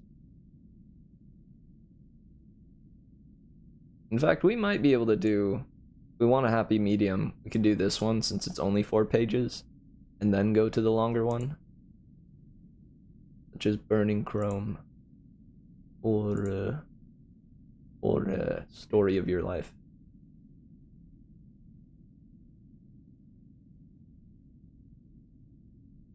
I suppose the short ones, because it is included in that category. Alright, guys, well, we are going to jump to a little break here. These stories have been nice so far. I think the egg has been my favorite by far. But I'm excited to delve into the last bit of the stream here. Whether that be filled with the shorties but goldies, or whether that be filled with a long one to finish us out. I'm looking forward to it. I encourage everybody to stand up, stretch those legs, shake out your troubles, shake out your tribulations, and we'll meet back up here in about 10 minutes. It is about 15 past the hour from me, so I'm going to try to be back here by about 25 past the hour. Cool beans, guys. I hope you have a rad break, and remember to stretch. Go grab yourself some snacks or anything else you might need for story listening pleasure. Alrighty. Don't go nowhere, wildflowers. We'll be back in 10. Till then, keep on swaying. Be right back.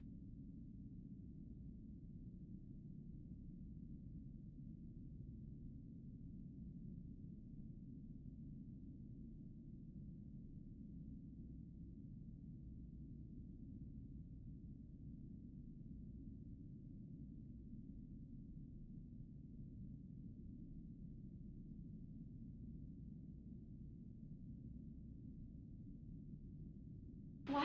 There's nothing wrong.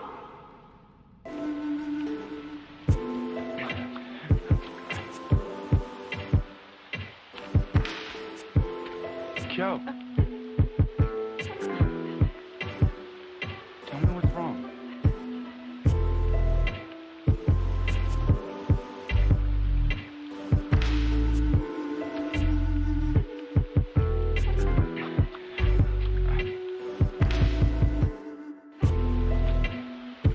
Joe. Tell me what's wrong.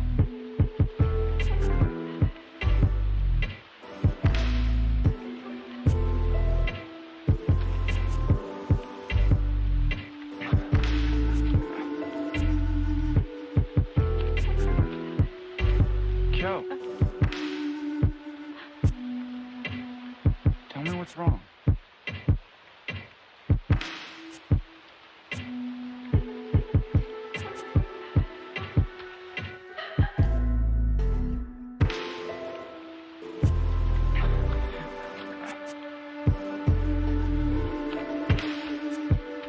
Joe. Tell me what's wrong.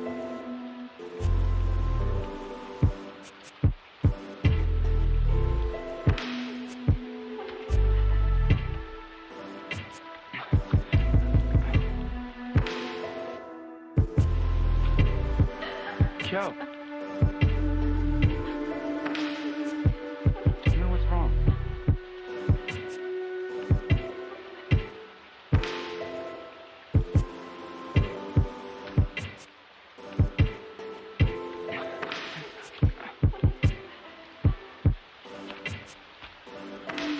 Joe.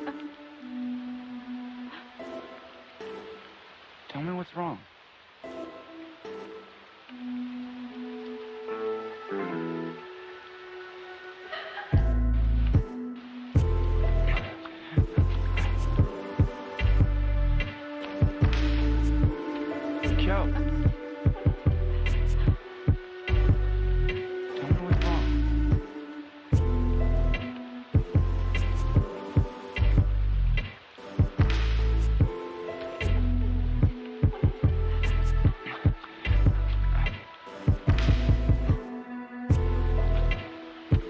Joe. Tell me what's wrong.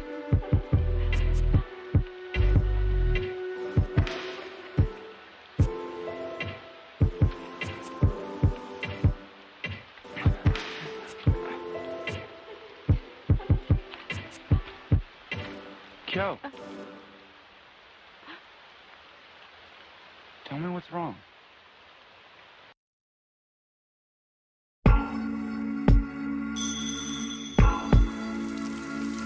西方それ縦読みないよ。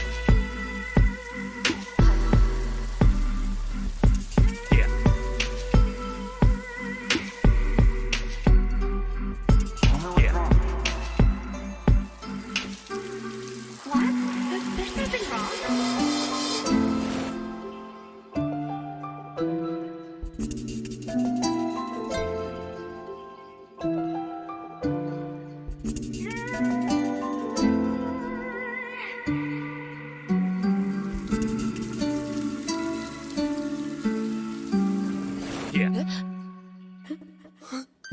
Just bother with me anymore, alright? Yo, just go away!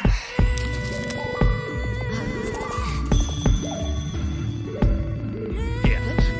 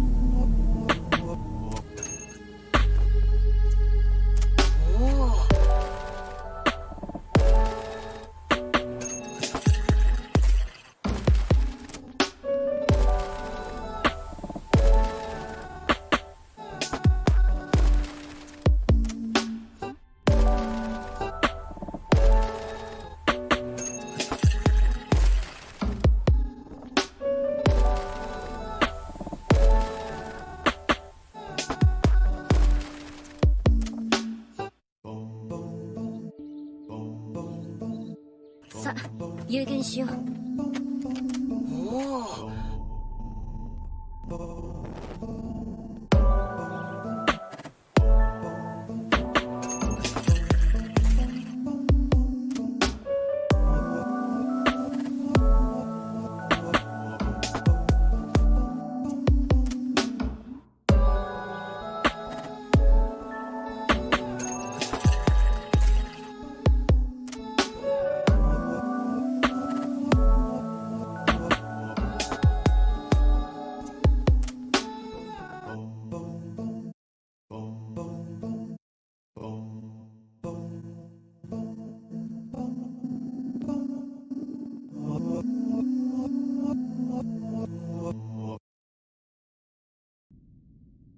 Oh yeah, welcome. Sorry, I don't like stopping music midway, unless I do that.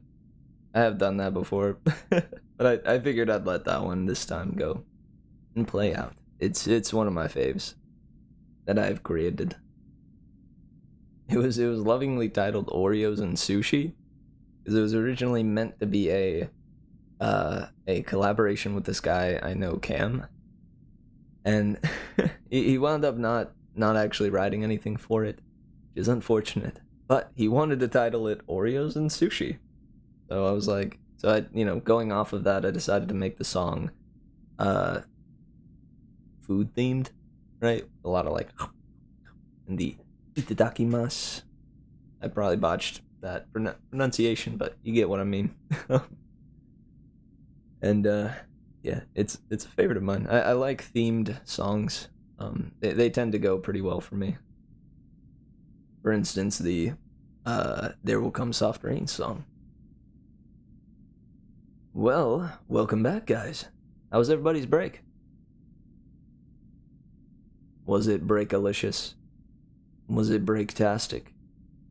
Was it breaky and achy? Did you guys stretch? Eat a Deku mask. No. Oh boy. Oh yes. Now I'm getting it. It was an okie break. Right on. I'm glad to hear it, man. That was a fun little jump back into it. I honestly really dig like this angle. What would you guys do if I did the rest of the stream like this?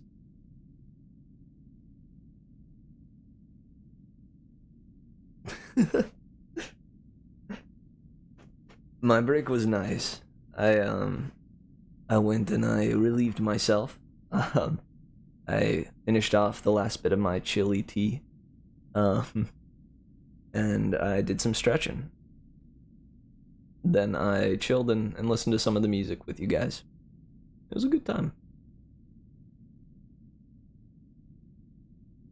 And now I'm ready for some more stories. However, apparently one vote has gone to Shoddy Please, and one vote has gone to But I think the poll might have disappeared already, so it only got 2 votes, which means the decision is pretty much up to me. But I guess there is that 1 vote towards the short ones. I'll do the compromise. I like the idea of doing the Ursula Le Guin story and then checking out the slightly shorter of the longer ones, Burning Chrome.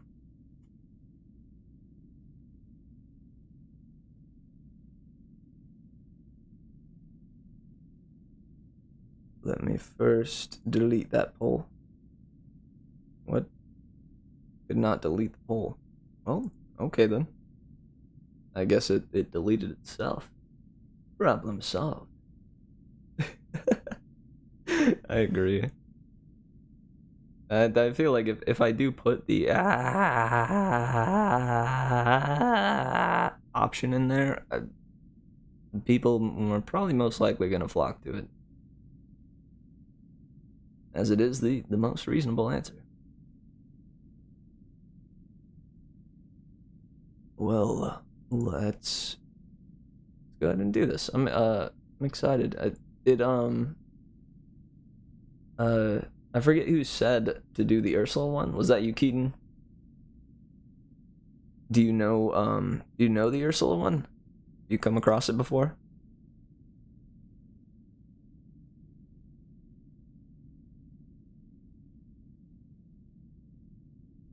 It's not too long of a story.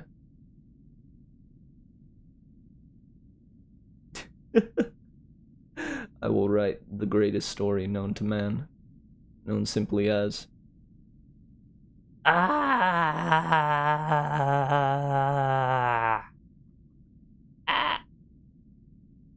It will be my magnum opus, I think. She wrote Left Hand of Darkness. Oh my gosh. I can't believe I...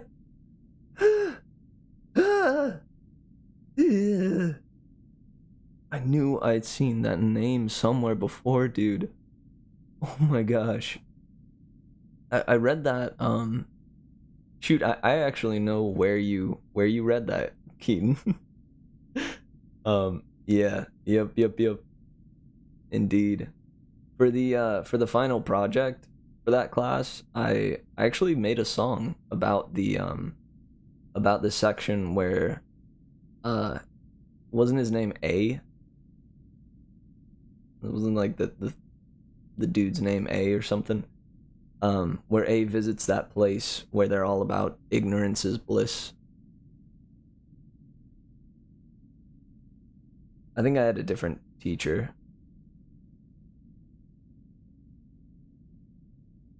I don't think I know a Shori Matsumoto.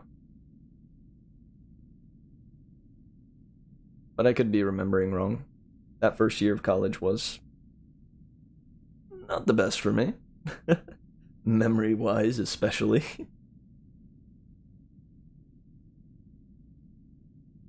Yeah, no, mine, my teacher was a woman. I know, I do remember that much. She was a woman. Yeah, I actually wrote a song, for that one. I don't know, it's like one of my old ones, so I don't know if you guys would be interested in hearing it, but I actually could bring that up after we read this one, if you guys are interested.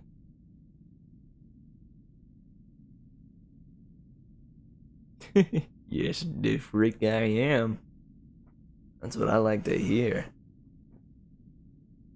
Well, alright, guys. From what I remember about her novel, it was about a guy who's on like who's a pretty much, what do you call that, ambassador for like the rest of this conglomerate of planets, including Earth and solar and systems and all that. And they send this, I believe the name of the person was A, simply just A, which made things very confusing at some parts, if I do say so myself, but regardless, A was sent down as an ambassador to this new planet that they had not yet made contact with. He goes down there, he checks out the world, and it is apparently a world of androgynous people. There is no female or male on that planet. There sort of is. If I remember, like the way their mating works is at certain parts of the year, one person will like acquire the attributes of either the female or the male organs, and that's when they can mate. But for the rest of the time, there's just nothing down there. And yeah, people are simply androgynous. And it's A's romp through that world and discovering kind of how that affected the various like religious parts of it and the government and all that sort of stuff.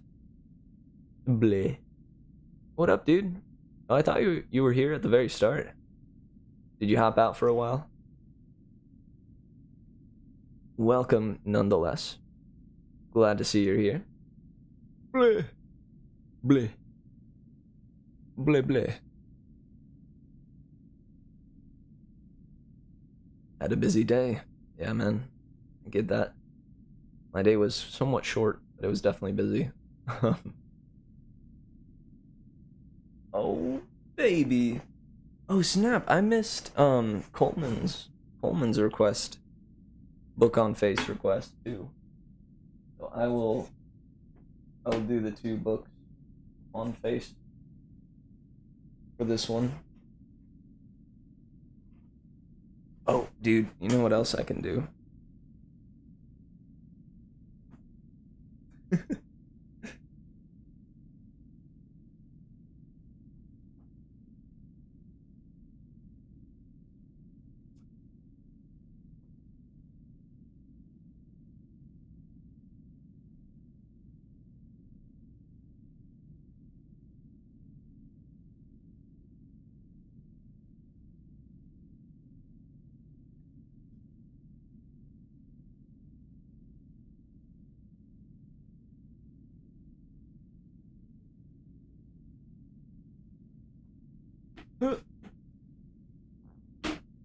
Book on face.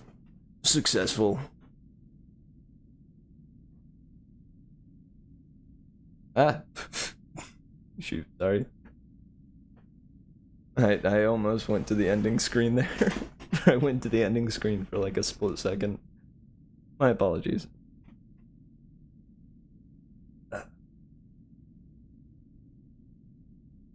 Whew. Little killer on the neck. My face is not used to supporting books quite yet. It will be eventually though.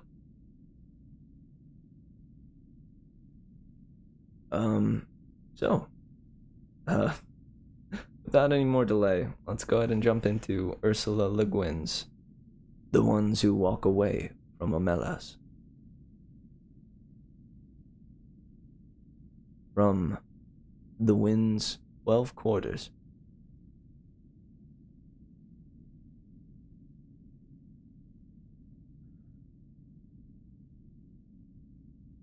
With a glimmer of bells that set the swallows soaring, the festival of summer came to the city Omelas, bright towered by the sea.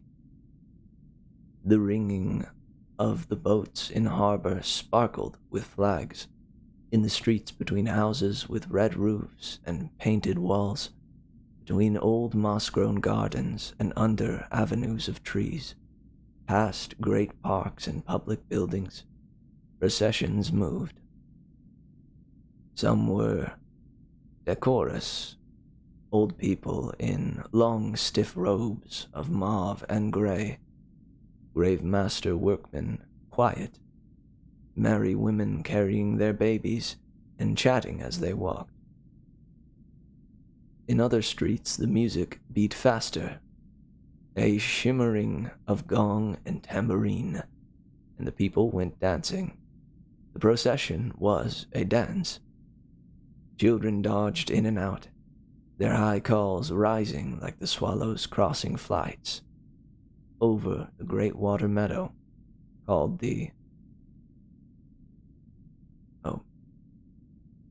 like the swallows crossing flights over music and the singing. All the processions wound towards the north side of the city, where on the great water meadow called the green fields, boys and girls, naked in the bright air, with mud-stained feet and ankles and long, lithe arms, exercised their restive horses before the race. The horses wore no gear at all, but a halter without bit. Their manes were braided with streamers of silver, gold, and green. They flared their nostrils and pranced and boasted to one another. They were vastly excited, the horse being the only animal who has adopted our ceremonies as his own. Far off to the north and west, the mountains stood up, half encircling Omelas on her bay. The air of morning was so clear that the snow still crowning the 18 peaks burned with white gold fire across the miles of sunlit air under the dark blue of the sky.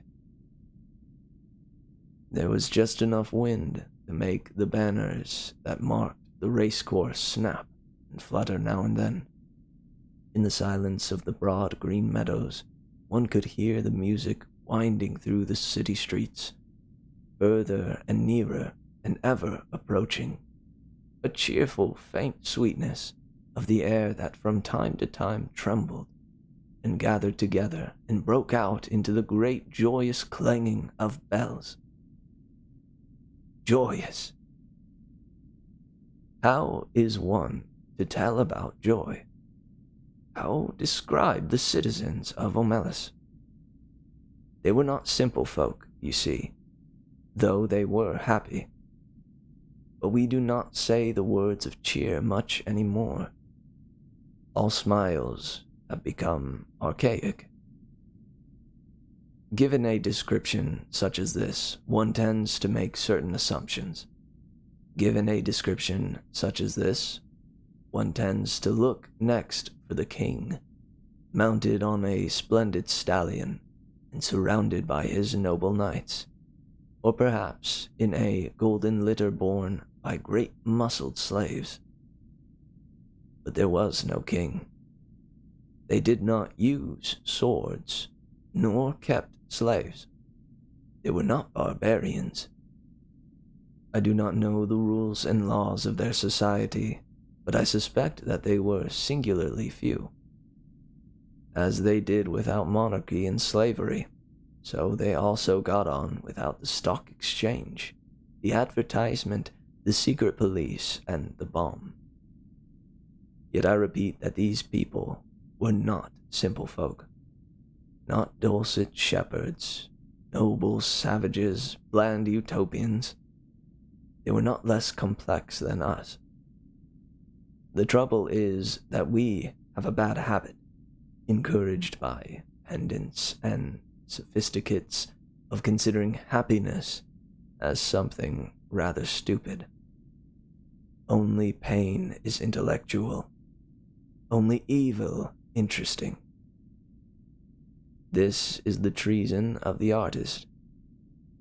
A refusal to admit the banality of evil and the terrible boredom of pain. If you can't lick 'em, join 'em. If it hurts, repeat it. But to praise despair is to condemn delight. To embrace violence is to lose hold of everything else. We have almost lost hold. We can no longer describe a happy man, nor make any celebration of joy. How can I tell you about the people of Omelis? They were not naive and happy children, though their children were, in fact, happy. They were mature, intelligent, passionate adults whose lives were not wretched. Oh, miracle! But I wish I could describe it better. I wish I could convince you. Omelis sounds, in my words, like a city in a fairy tale. Long ago and far away, once upon a time. Perhaps it would be best if you imagined it as your own fancy bids, assuming it will rise to the occasion, for certainly I cannot suit you all. For instance, how about technology? I think that there would be no cars nor helicopters in and above the streets. This follows from the fact that the people of Omelis are happy people. Happiness is based on a just discrimination of what is necessary, what is neither necessary nor destructive, and what is destructive. In the middle category, however, that of the unnecessary but undestructive, that of comfort, luxury, exuberance, etc., they can perfectly well have central heating, subway trains, washing machines, and all kinds of marvelous devices not yet invented here. Floating light sources, fuelless power, a cure for the common cold. Or they could have none of that. It doesn't matter. As you like it. I incline to think that people from towns up and down the coast have been coming in to Omelis during the last days before the festival on the very fast little trains and double-decked trams. and that the train station of Omelis is actually the handsomest building in town, though plainer than the magnificent farmer's market.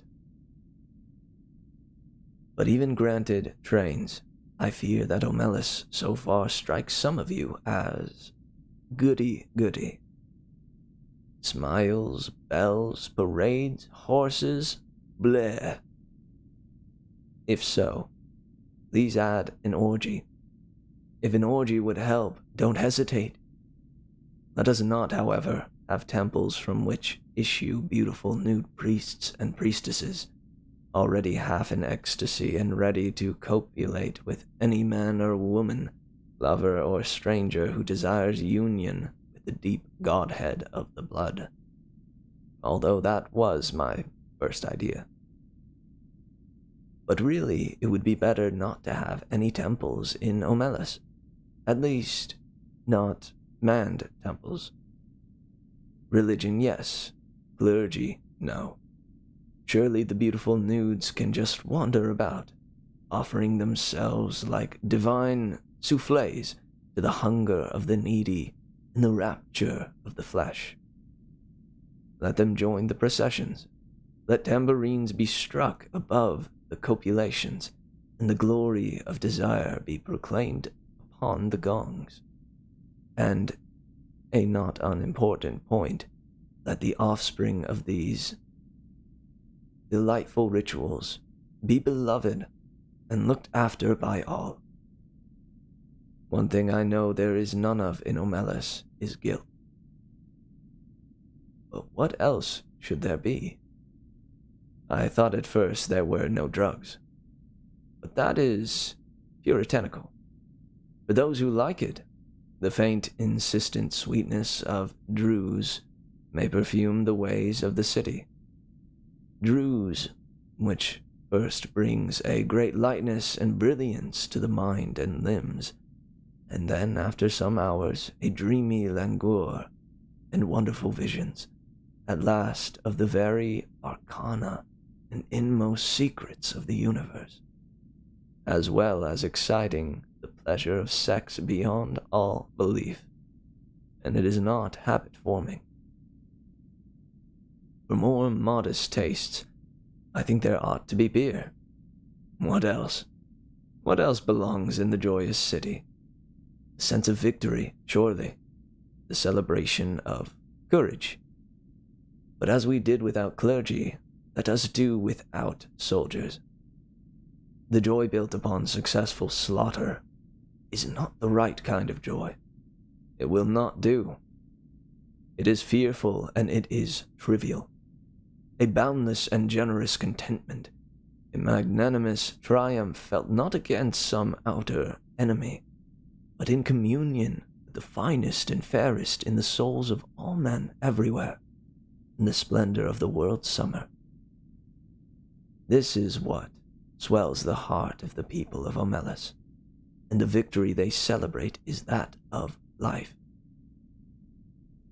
I really don't think many of them need to take Druze.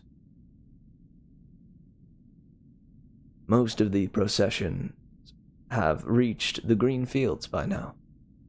A marvelous smell of cooking goes forth from the red and blue tents of the provisioners. The faces of small children are amiably sticky. In the benign gray beard of a man, a couple of crumbs of rich pastry are entangled. The youths and girls have mounted their horses and are beginning to group around the starting line of the course.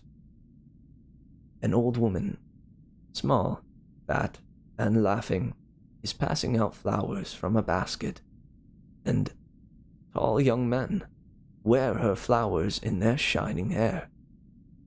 A child of 9 or 10 sits at the edge of the crowd alone, playing on a wooden flute. People pause to listen, and they smile, but they do not speak to him, for he never ceases playing and never sees them, his dark eyes wholly wrapped in the sweet, thin magic of the tune.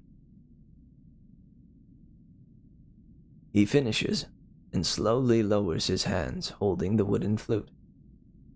As if that little private silence were the signal, all at once a trumpet sounds from the pavilion near the starting line. Imperious, melancholy, piercing. The horses rear on their slender legs, and some of them neigh in answer. Sober-faced, the young riders stroke the horses' necks and soothe them, whispering, "Quiet, quiet there, my beauty, my hope." They begin to form in rank along the starting line. The crowds along the race course are like a field of grass and flowers in the wind. The festivals of summer has begun. Do you believe? Do you accept the festival, the city, the joy? No? Then let me describe one more thing. In a basement under one of the beautiful public buildings of Amelis, or perhaps in the cellar of one of its spacious private homes, there is a room. It has one locked door and no window. A little light seeps in dustily between cracks in the boards, second-hand from a cobwebbed window somewhere across the cellar. In one corner of the little room, a couple of mops with stiff, clotted, foul-smelling heads stand near a rusty bucket. The floor is dirt, a little damp to the touch, as cellar dirt usually is. The room is about 3 paces long and 2 wide. A mere broom closet, or disused tool room. In the room, a child is sitting. It could be a boy or a girl. Looks about 6, but actually is nearly 10. It is feeble-minded. Perhaps it was born defective, or perhaps it has become imbecile through fear, malnutrition, and neglect. It picks its nose and occasionally fumbles vaguely with its toes or genitals as it sits hunched over in the corner furthest from the bucket and the 2 mops. It is afraid of the mops. It finds them horrible. It shuts its eyes, but it knows the mops are still standing there. And the door is locked, and nobody will come. The door is always locked, and nobody ever comes, except that sometimes the child has no understanding of time or interval. Sometimes the door rattles terribly and opens, and a person or several people are there. One of them may come and kick the child to make it stand up. The others never come close, but peer in at it with frightened, disgusted eyes. The food bowl and the water jug are hastily filled. The door is locked. The eyes disappear.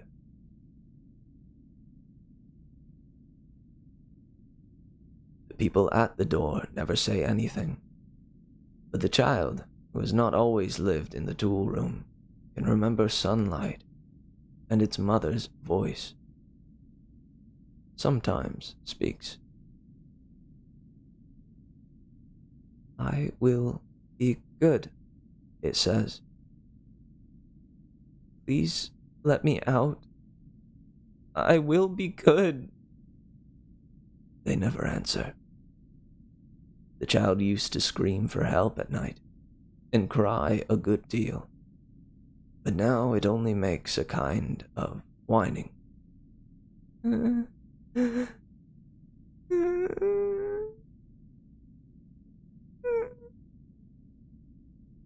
it speaks less and less often.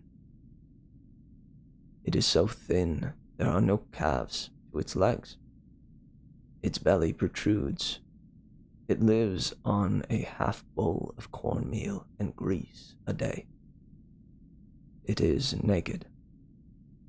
Its buttocks and thighs are a mass of festered sores, and it sits in its own excrement continually. They all know it is there. All the people of Omelis. Some of them have come to see it. Others are content merely to know it is there. They all know that it has to be there. Some of them understand why, and some do not. But they all understand that their happiness, the beauty of their city, the tenderness of their friendships, the health of their children, the wisdom of their scholars, the skill of their makers, even the abundance of their harvest, and the kindly weathers of their skies, depend wholly on this child's abominable misery.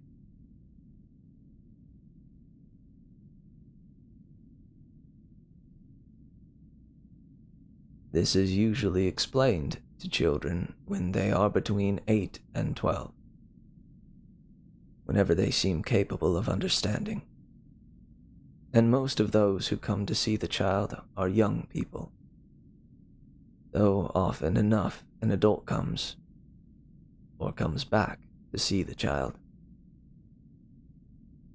No matter how well the matter has been explained to them, these young spectators are always shocked and sickened at the sight. They feel disgust, which they had thought themselves superior to. They feel anger, outrage, impotence, despite all the explanations. They would like to do something for the child, but there is nothing they can do. If the child were brought up into the sunlight, out of the vile place, if it were cleaned and fed and comforted, that would be a good thing indeed. But if it were done, in that day and hour, all the prosperity and beauty and delight of Omelis would wither and be destroyed. Those are the terms. To exchange all the goodness and grace of every life in Omelis for that single, small improvement. To throw away the happiness of thousands for the chance of the happiness of one. That would be to let guilt within the walls indeed. The terms are strict and absolute. There may not even be a kind word spoken to the child. Often, the young people go home in tears, or in a tearless rage, when they have seen the child and faced this terrible paradox. They may brood over it for weeks or years, but as time goes on, they begin to realize that even if the child could be released, it would not get much good of its freedom. A little vague pleasure of warmth and food, no doubt, but little more. It is too degraded and imbecile to know any real joy. It has been afraid too long ever to be free of fear. Its habits are too uncouth for it to respond to humane treatment. Indeed, after so long, it would probably be wretched without walls about it to protect it, and darkness for its eyes, and its own excrement to sit in. Their tears at the bitter injustice dry when they begin to perceive the terrible justice of reality, and to accept it. Yet it is their tears and anger, the trying of their generosity, and the acceptance of their helplessness, which are perhaps the true source of the splendor of their lives. There is no vapid, irresponsible happiness. They know that. Like the children, they know that they like the children, like the child, are not free. They know compassion.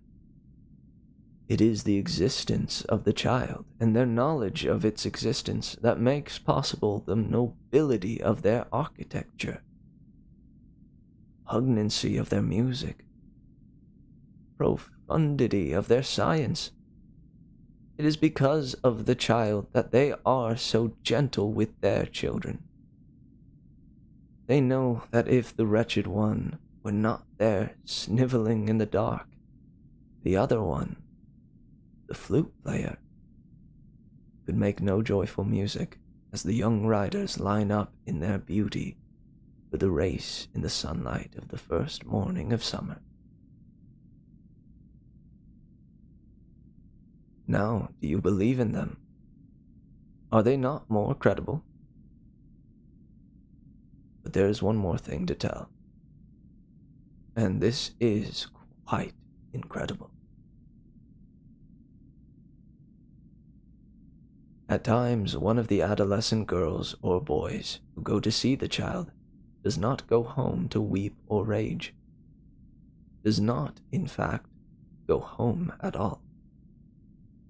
Sometimes, also, a man or woman much older falls silent for a day or two, and then leaves home.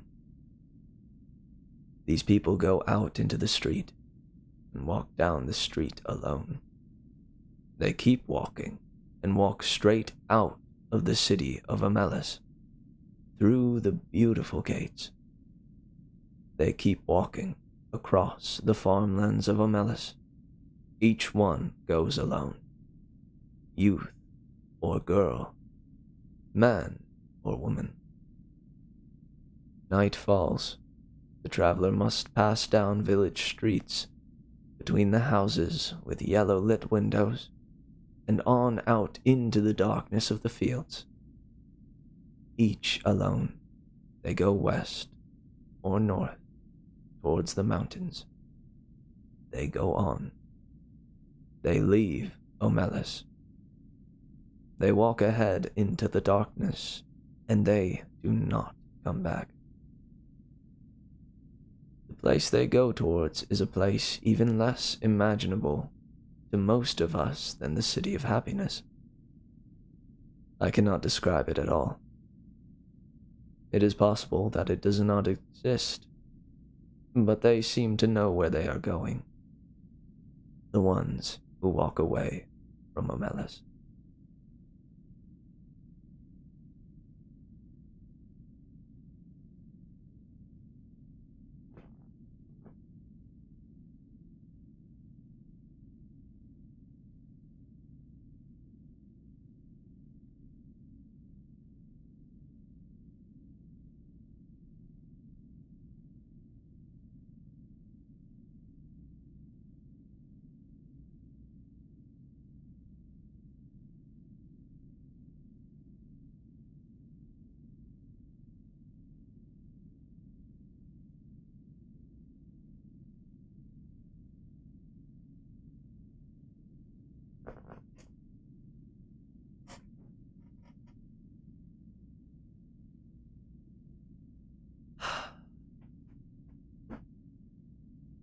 Ursula.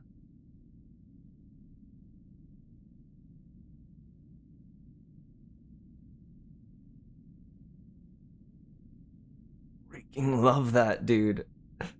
Freaking love that. The concept that there can be no good without evil. There is no happiness without sorrow and suffering. Without it, we cannot know compassion.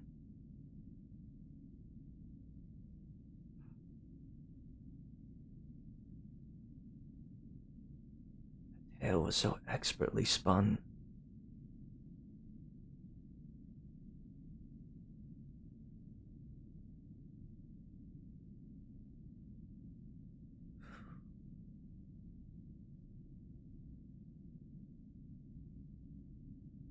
I need some water.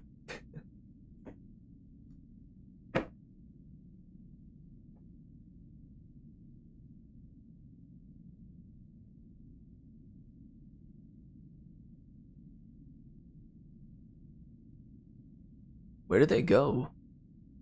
I'm assuming Omelis is heaven, right? Or a version of heaven?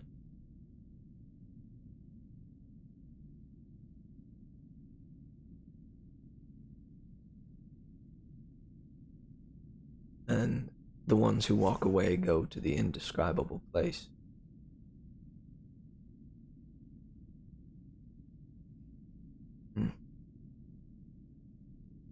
Not entirely sure. I know that the thing in whole, the moral that we draw from it is that idea. Won't be no good without evil.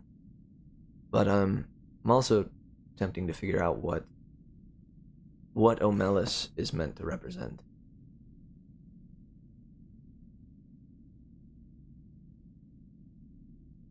Or maybe it's just meant to represent Omelis. Not entirely sure. I don't know. I won't ever be entirely sure.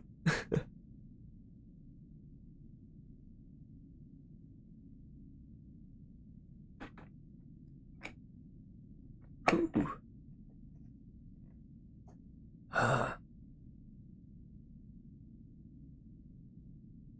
I feel good about that read. I stumbled up in like one or two places which I'm upset about, but Omelis equals Omelis. Yeah, dude. That's how it be. But yeah, I feel good about that read. Omelis is a happy utopian society with a problem. Its happiness is predicted on the misery of a child who lives in a cage under the city. From his or her suffering, they understand how important happiness is and how cruel justice can be. Yeah, dude. Yeah, Rick. You get that from Spark Notes? No, I'm just kidding. I'm kidding. That was a solid summary, dude. I would say Spark Notes worthy.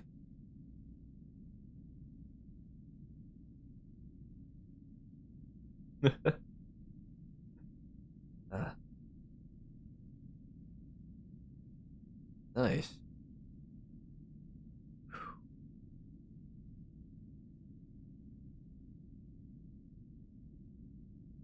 Well, snap, guys. I think we might hang out for a little while longer, but I'd like to end the stream here. I think this is a good note to leave off on. This was a killer story. And we're getting to like the 2-hour and 40 marker. And the reason why I'm thinking I want to end the stream earlier tonight is because last night was the longest I have streamed to date. 5 hours was last night. So I'm thinking we cut it a smidge early. Or I'm thinking I cut it a smidge early. How would a utopian society be for me? Yeah. I agree with Sammy. I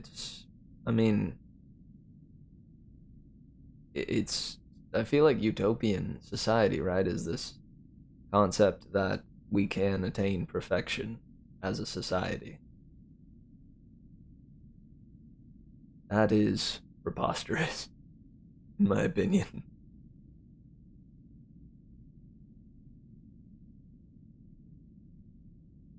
It's unlikely, or it's nigh impossible for a single human being to attain perfection, but for society as a whole to attain perfection would need a carrot. And in saying that, I mean a miracle. It would need a carrot Jesus.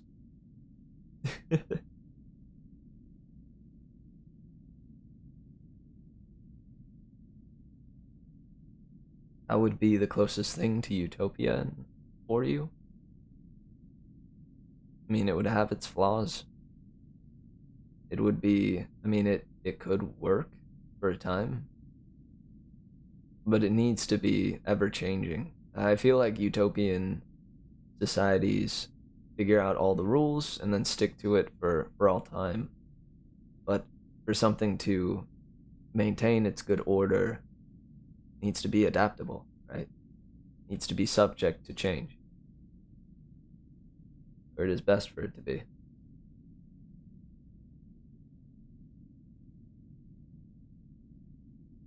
To be honest, the way I see the world is, there is so much good. And not bad. And the bad sticks out the most. Yeah. They say, or I've heard it said before, that it takes 4 positive thoughts to combat a negative one.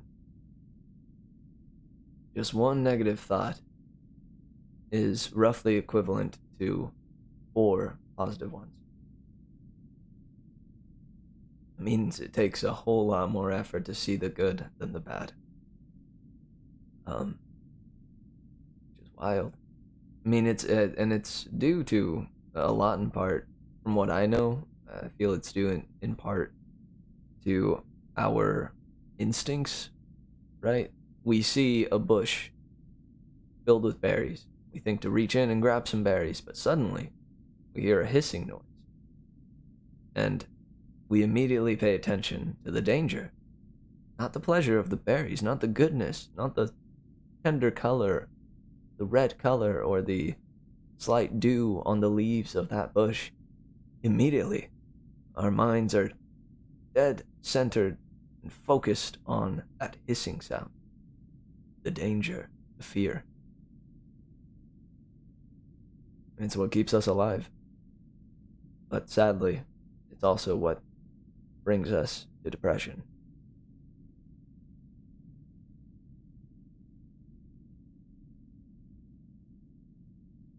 No one really cares about the good things.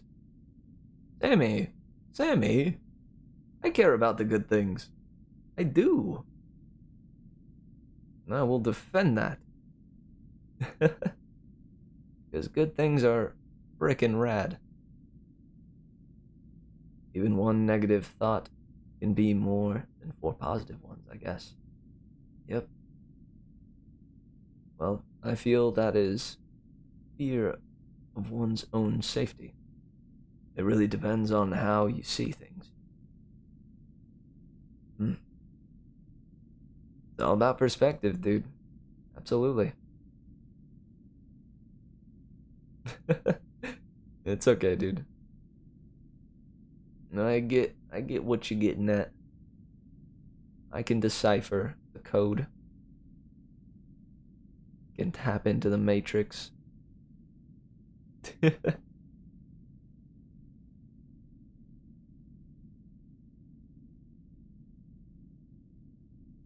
Some sort of extreme conquering and war would have to happen for just one society to exist without opposition. Though I am working on my own story, with freedom and safety. Well, I'm somewhat confused. Do you mean just, like, if I were to say I'm working on my own path, like my own story, when in regards to freedom and safety, or are you literally writing a story? If they had no opposition, they'd be able to maintain the front of utopia. Yeah. Yeah, man. It would be, yeah, because, I mean, things can seem perfect. Things can absolutely seem perfect. That's a perspective we can choose to take. But if we dig into it, yeah. Freedom! Freedom! Freedom's good, dude. It allows for opportunities. I get you, Keaton. Despite what my paranoia says.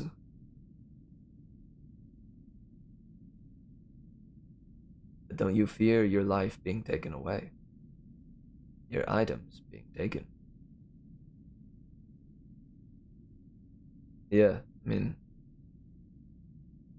if you truly believe in the utopian theory, you would convince yourself or take the perspective of this is the right thing to do. And thus, like if I took that perspective, I would feel good about myself giving away things and would not fear it, but would believe it to be for the greater good. But then somebody would come up and be like, yo, dude, but what if, like, why are the things being taken from me, right? Don't you feel the same? And then you, as the other utopian man, would be like, oh no, oh dude, wait a second. I shouldn't be as attached to my things as I am. You could be less attached. People can enter homes. People can do whatever they want. No one has to stop them. People can. I don't think if people had utmost freedom, it would immediately become violent. You would be surprised. It only takes a mask. Shoot, dude. What do you guys think about doing like one of those create a stories with somebody? You know those where one person says a word and you gotta continue it?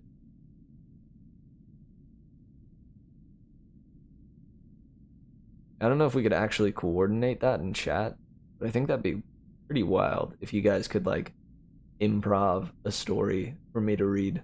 I think that could be a fun time.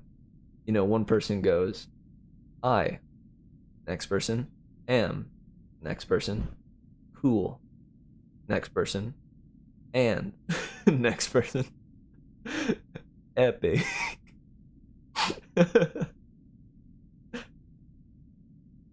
Sorry. Tangent. I see the good in people. I can see the bad as well.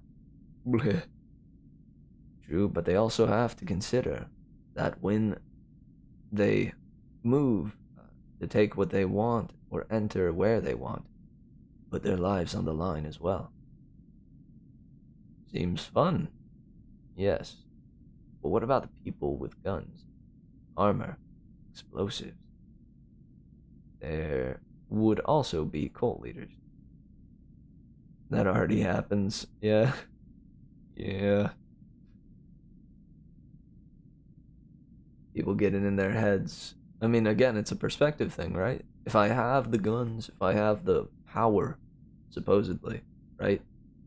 I can convince myself that that fear is not as valid, right? For me. That fear isn't as valid for me. I have the power.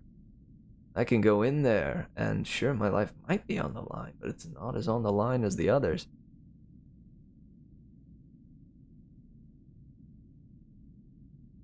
Sounds like a government to me. But then there is the safety side. The safety side? I do not know what you mean by that. You won't be allowed to use pretty much anything. I just want to, like, preface... Or not preface, but like say after the fact that I do not believe in utopian society. And I think the discussion of like what it is and why it is the way it is kind of cool and interesting. But I do not support utopian society and believe that freedom is the thing to do. Or democracy, you know?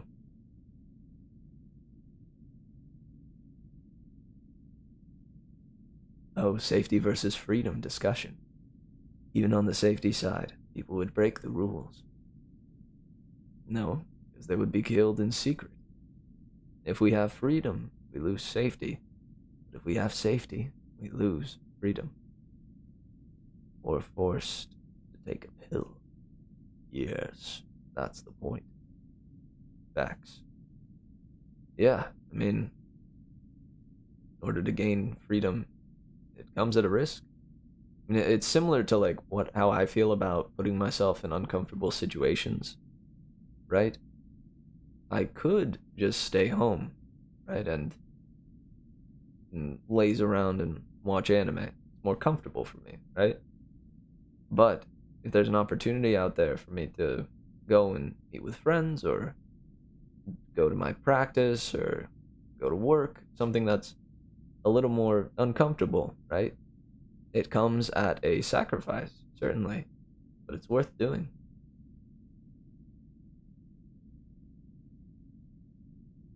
Gotta weigh those pros and cons. Yeah, this isn't like a, what was it? I forget the Twilight Boys. That was so long ago.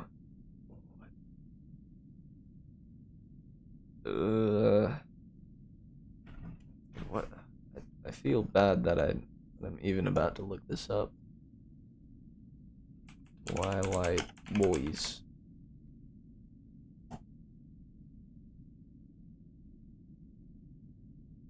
Edward and Jacob? Is that it? This isn't an Edward and Jacob thing, right? Where you just take a side and stick to it. I feel like even in that old debate, there's still fluctuation.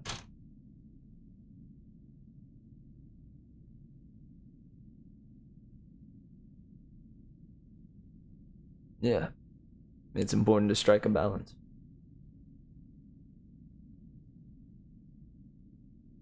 You have to consider there were a lot less people long ago.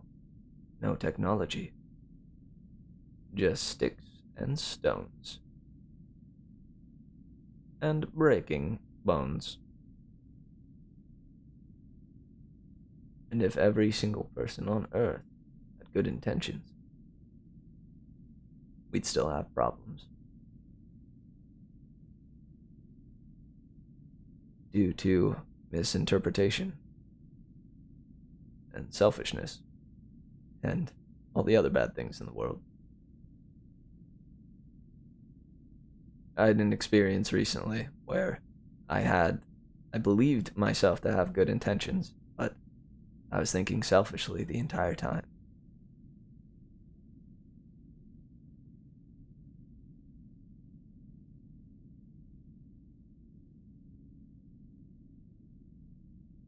Yeah. A single pawn, right? Makes a move that changes it all.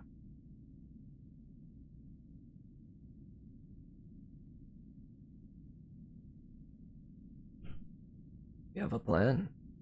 What might that be?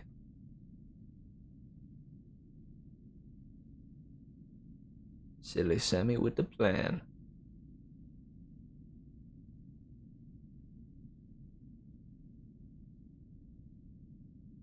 Yeah, dude. I mean, I would even argue that, like, the one person thing, certainly. If one person winds up having ill intent, then it all goes kablooey. But even those people that have good intent, if it's misinterpreted and seen as ill intent by another person, that's all it takes as well. I call it selfish. But my friend says it's a very warped version of selfish. Just wait 2 years. Go on.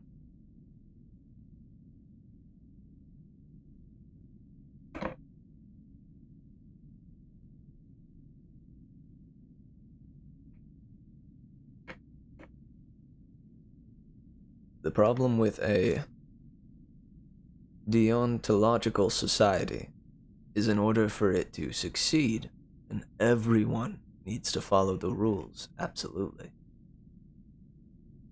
And that just isn't going to happen.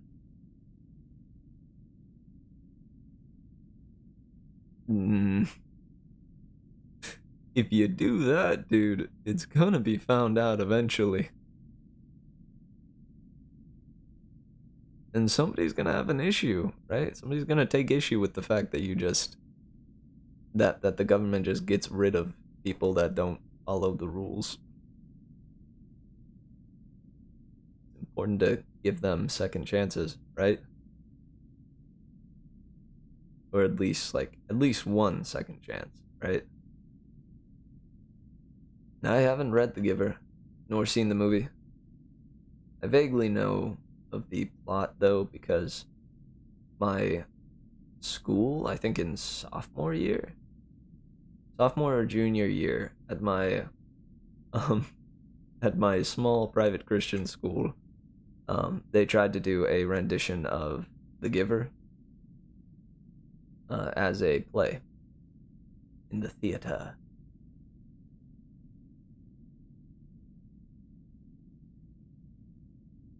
Yeah, they make them pretty much robots. But yeah, getting rid of people would blur the line between deontology and utilitarianism. But did you read the second book? By the way, it feels too fantastic for me. I agree, dude. It's a fantasy. It's not rooted in reality.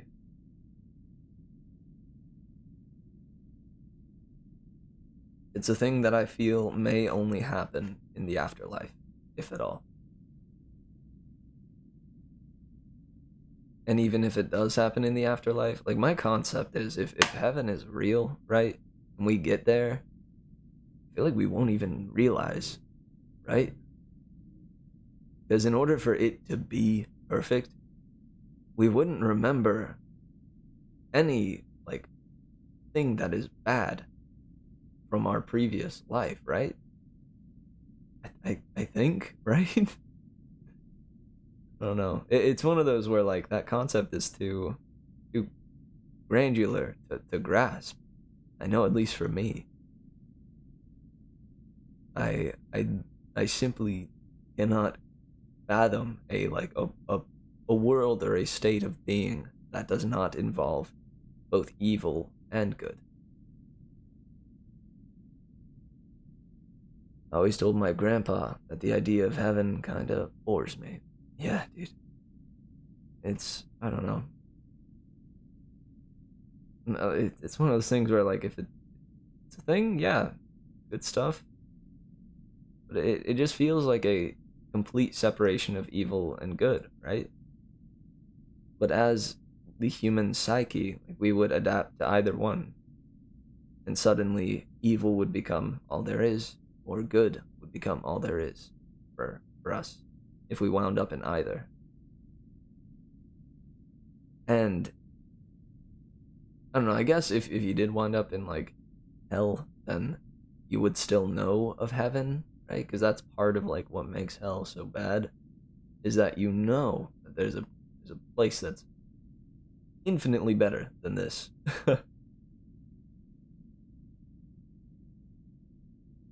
Just put me in a world with powers, and then I'm happy. Lol. Yeah, man. Get me in that Boku no Hero Academia world. Please. Please. I wanna be like Deku. Or maybe not exactly like Deku. I'd probably like to be born with powers. But then again, I don't know. It'd be cool to struggle for it. To truly earn it. Earn the spot of the #1 hero.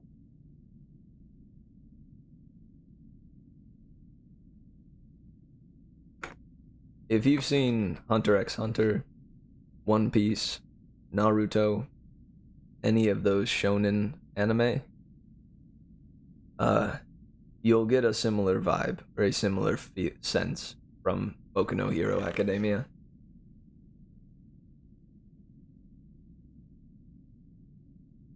Alright, but imagine being on the MHA world, and not having any powers. Yeah, dude. That would kind of stink. It'd be like, I just came across a really sad analogy in my head of like a real world example. I was about to just blurt out. Well, I will say it, hopefully more eloquently, but it's kind of similar to somebody being born deaf or blind, right? Not having a power that all other humans, or that almost all other humans possess. Gosh. Yeah, I mean, it's just as sad, if not more.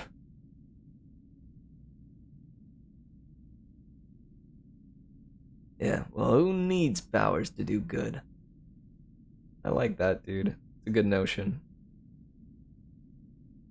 The thing is, they have increased senses, so they get a trade-off, right? I guess, in a way, in a sense.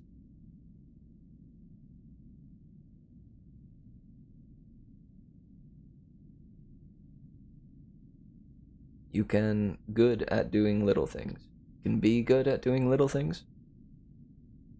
I mean, even Deku himself studied power, uses to exploit their weaknesses. Yeah, dude, there's still ways. You get smarter brains, or you just simply work harder. You're given a crappier lot, you know?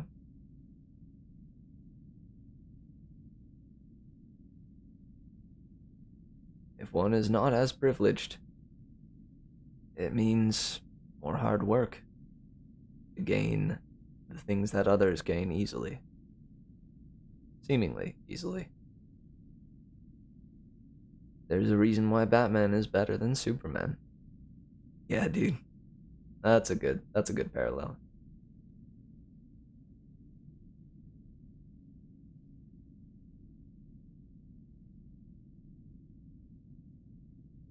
Big brain. Big brain. Oh yeah. Oh yeah. Right on, guys. Well, I'm super duper pleased that we went all the way to the 3-hour mark, but it's about 30 past midnight where I'm at, and I'd like to be asleep by about 1 a.m. if possible. So I think it may be best for me to sign off and say goodbye. I hate to cut the conversation short because this has been, yeah, I don't know, thoroughly engaging, and I don't know, it's like, it's one of those conversations that's deep without getting too personal, if that makes sense. And I like that. Like, it's an intellectual conversation. Cool stuff. I feel like that's, I don't know, I feel like that's not common, like, around Twitch, right? You know, in a landscape that is mostly filled with, or that is filled a lot with simply goofs and gags and sillies and funnies and silly Sammies. It's neat to have like a solid like 30 to 40 minutes or something with talking about just some deep stuff or some more difficult topics. Honestly, like it's a pleasure that my platform would even bring that on, you know? I think that's cool. That a lot of times, like, it's these stories that spark those kinds of conversations. I just think that's the coolest thing, dude. Because it's something new, right? It's taking a platform that we know quite well and try to bring something new to the table with it. Heck yeah. Oh yeah. I think we're doing something good here, guys. I think I'm doing something good here. And you guys are a major part of it. So, from finding out that the universe is actually just an egg to a parallel universe where racism was quelled or supposedly solved by sending African Americans to live on Mars, where soon after the remainder of the races destroyed the entire Earth. And then to a story written by the lady who wrote, oh no, the name's not coming to me. The Left Hand of Darkness. There it is. Universe is just an egg. What is this? Pokemon? Is the universe Pokemon? Don't lie to me. Don't lie to me. The universe is Pokemon, isn't it? But yeah, to finishing off the night with a tale really hitting hard on the idea that there may not be happiness without suffering. There may not be good without evil. And thus emphasizing that a balance must be struck. And then into a riveting conversation with you guys in chat. This was a nice night, and I'm grateful for it. Right on. Alrighty, dudes. I love you all bunches and bunches, and thank you all for coming up here to tuning in up here to the space station, and hearing me read a few stories. This was a pleasure of a time. Thank you, Silly Sammy. Thank you, Keaton, and thank you, May, especially for being around for the whole time. It means a lot. And as always, be sure to take the merriment and the intellect and the rationalism that we curated tonight. Bring it with you to sleep. Let it soothe you into a lull that will leave you well rested, and bring it into the morrow with you. Alright. I'll see you next time, wildflowers. Keep on swaying till I get back. I'll see you tomorrow for some more Battle of the Labyrinth. I'm looking forward to it. See you then.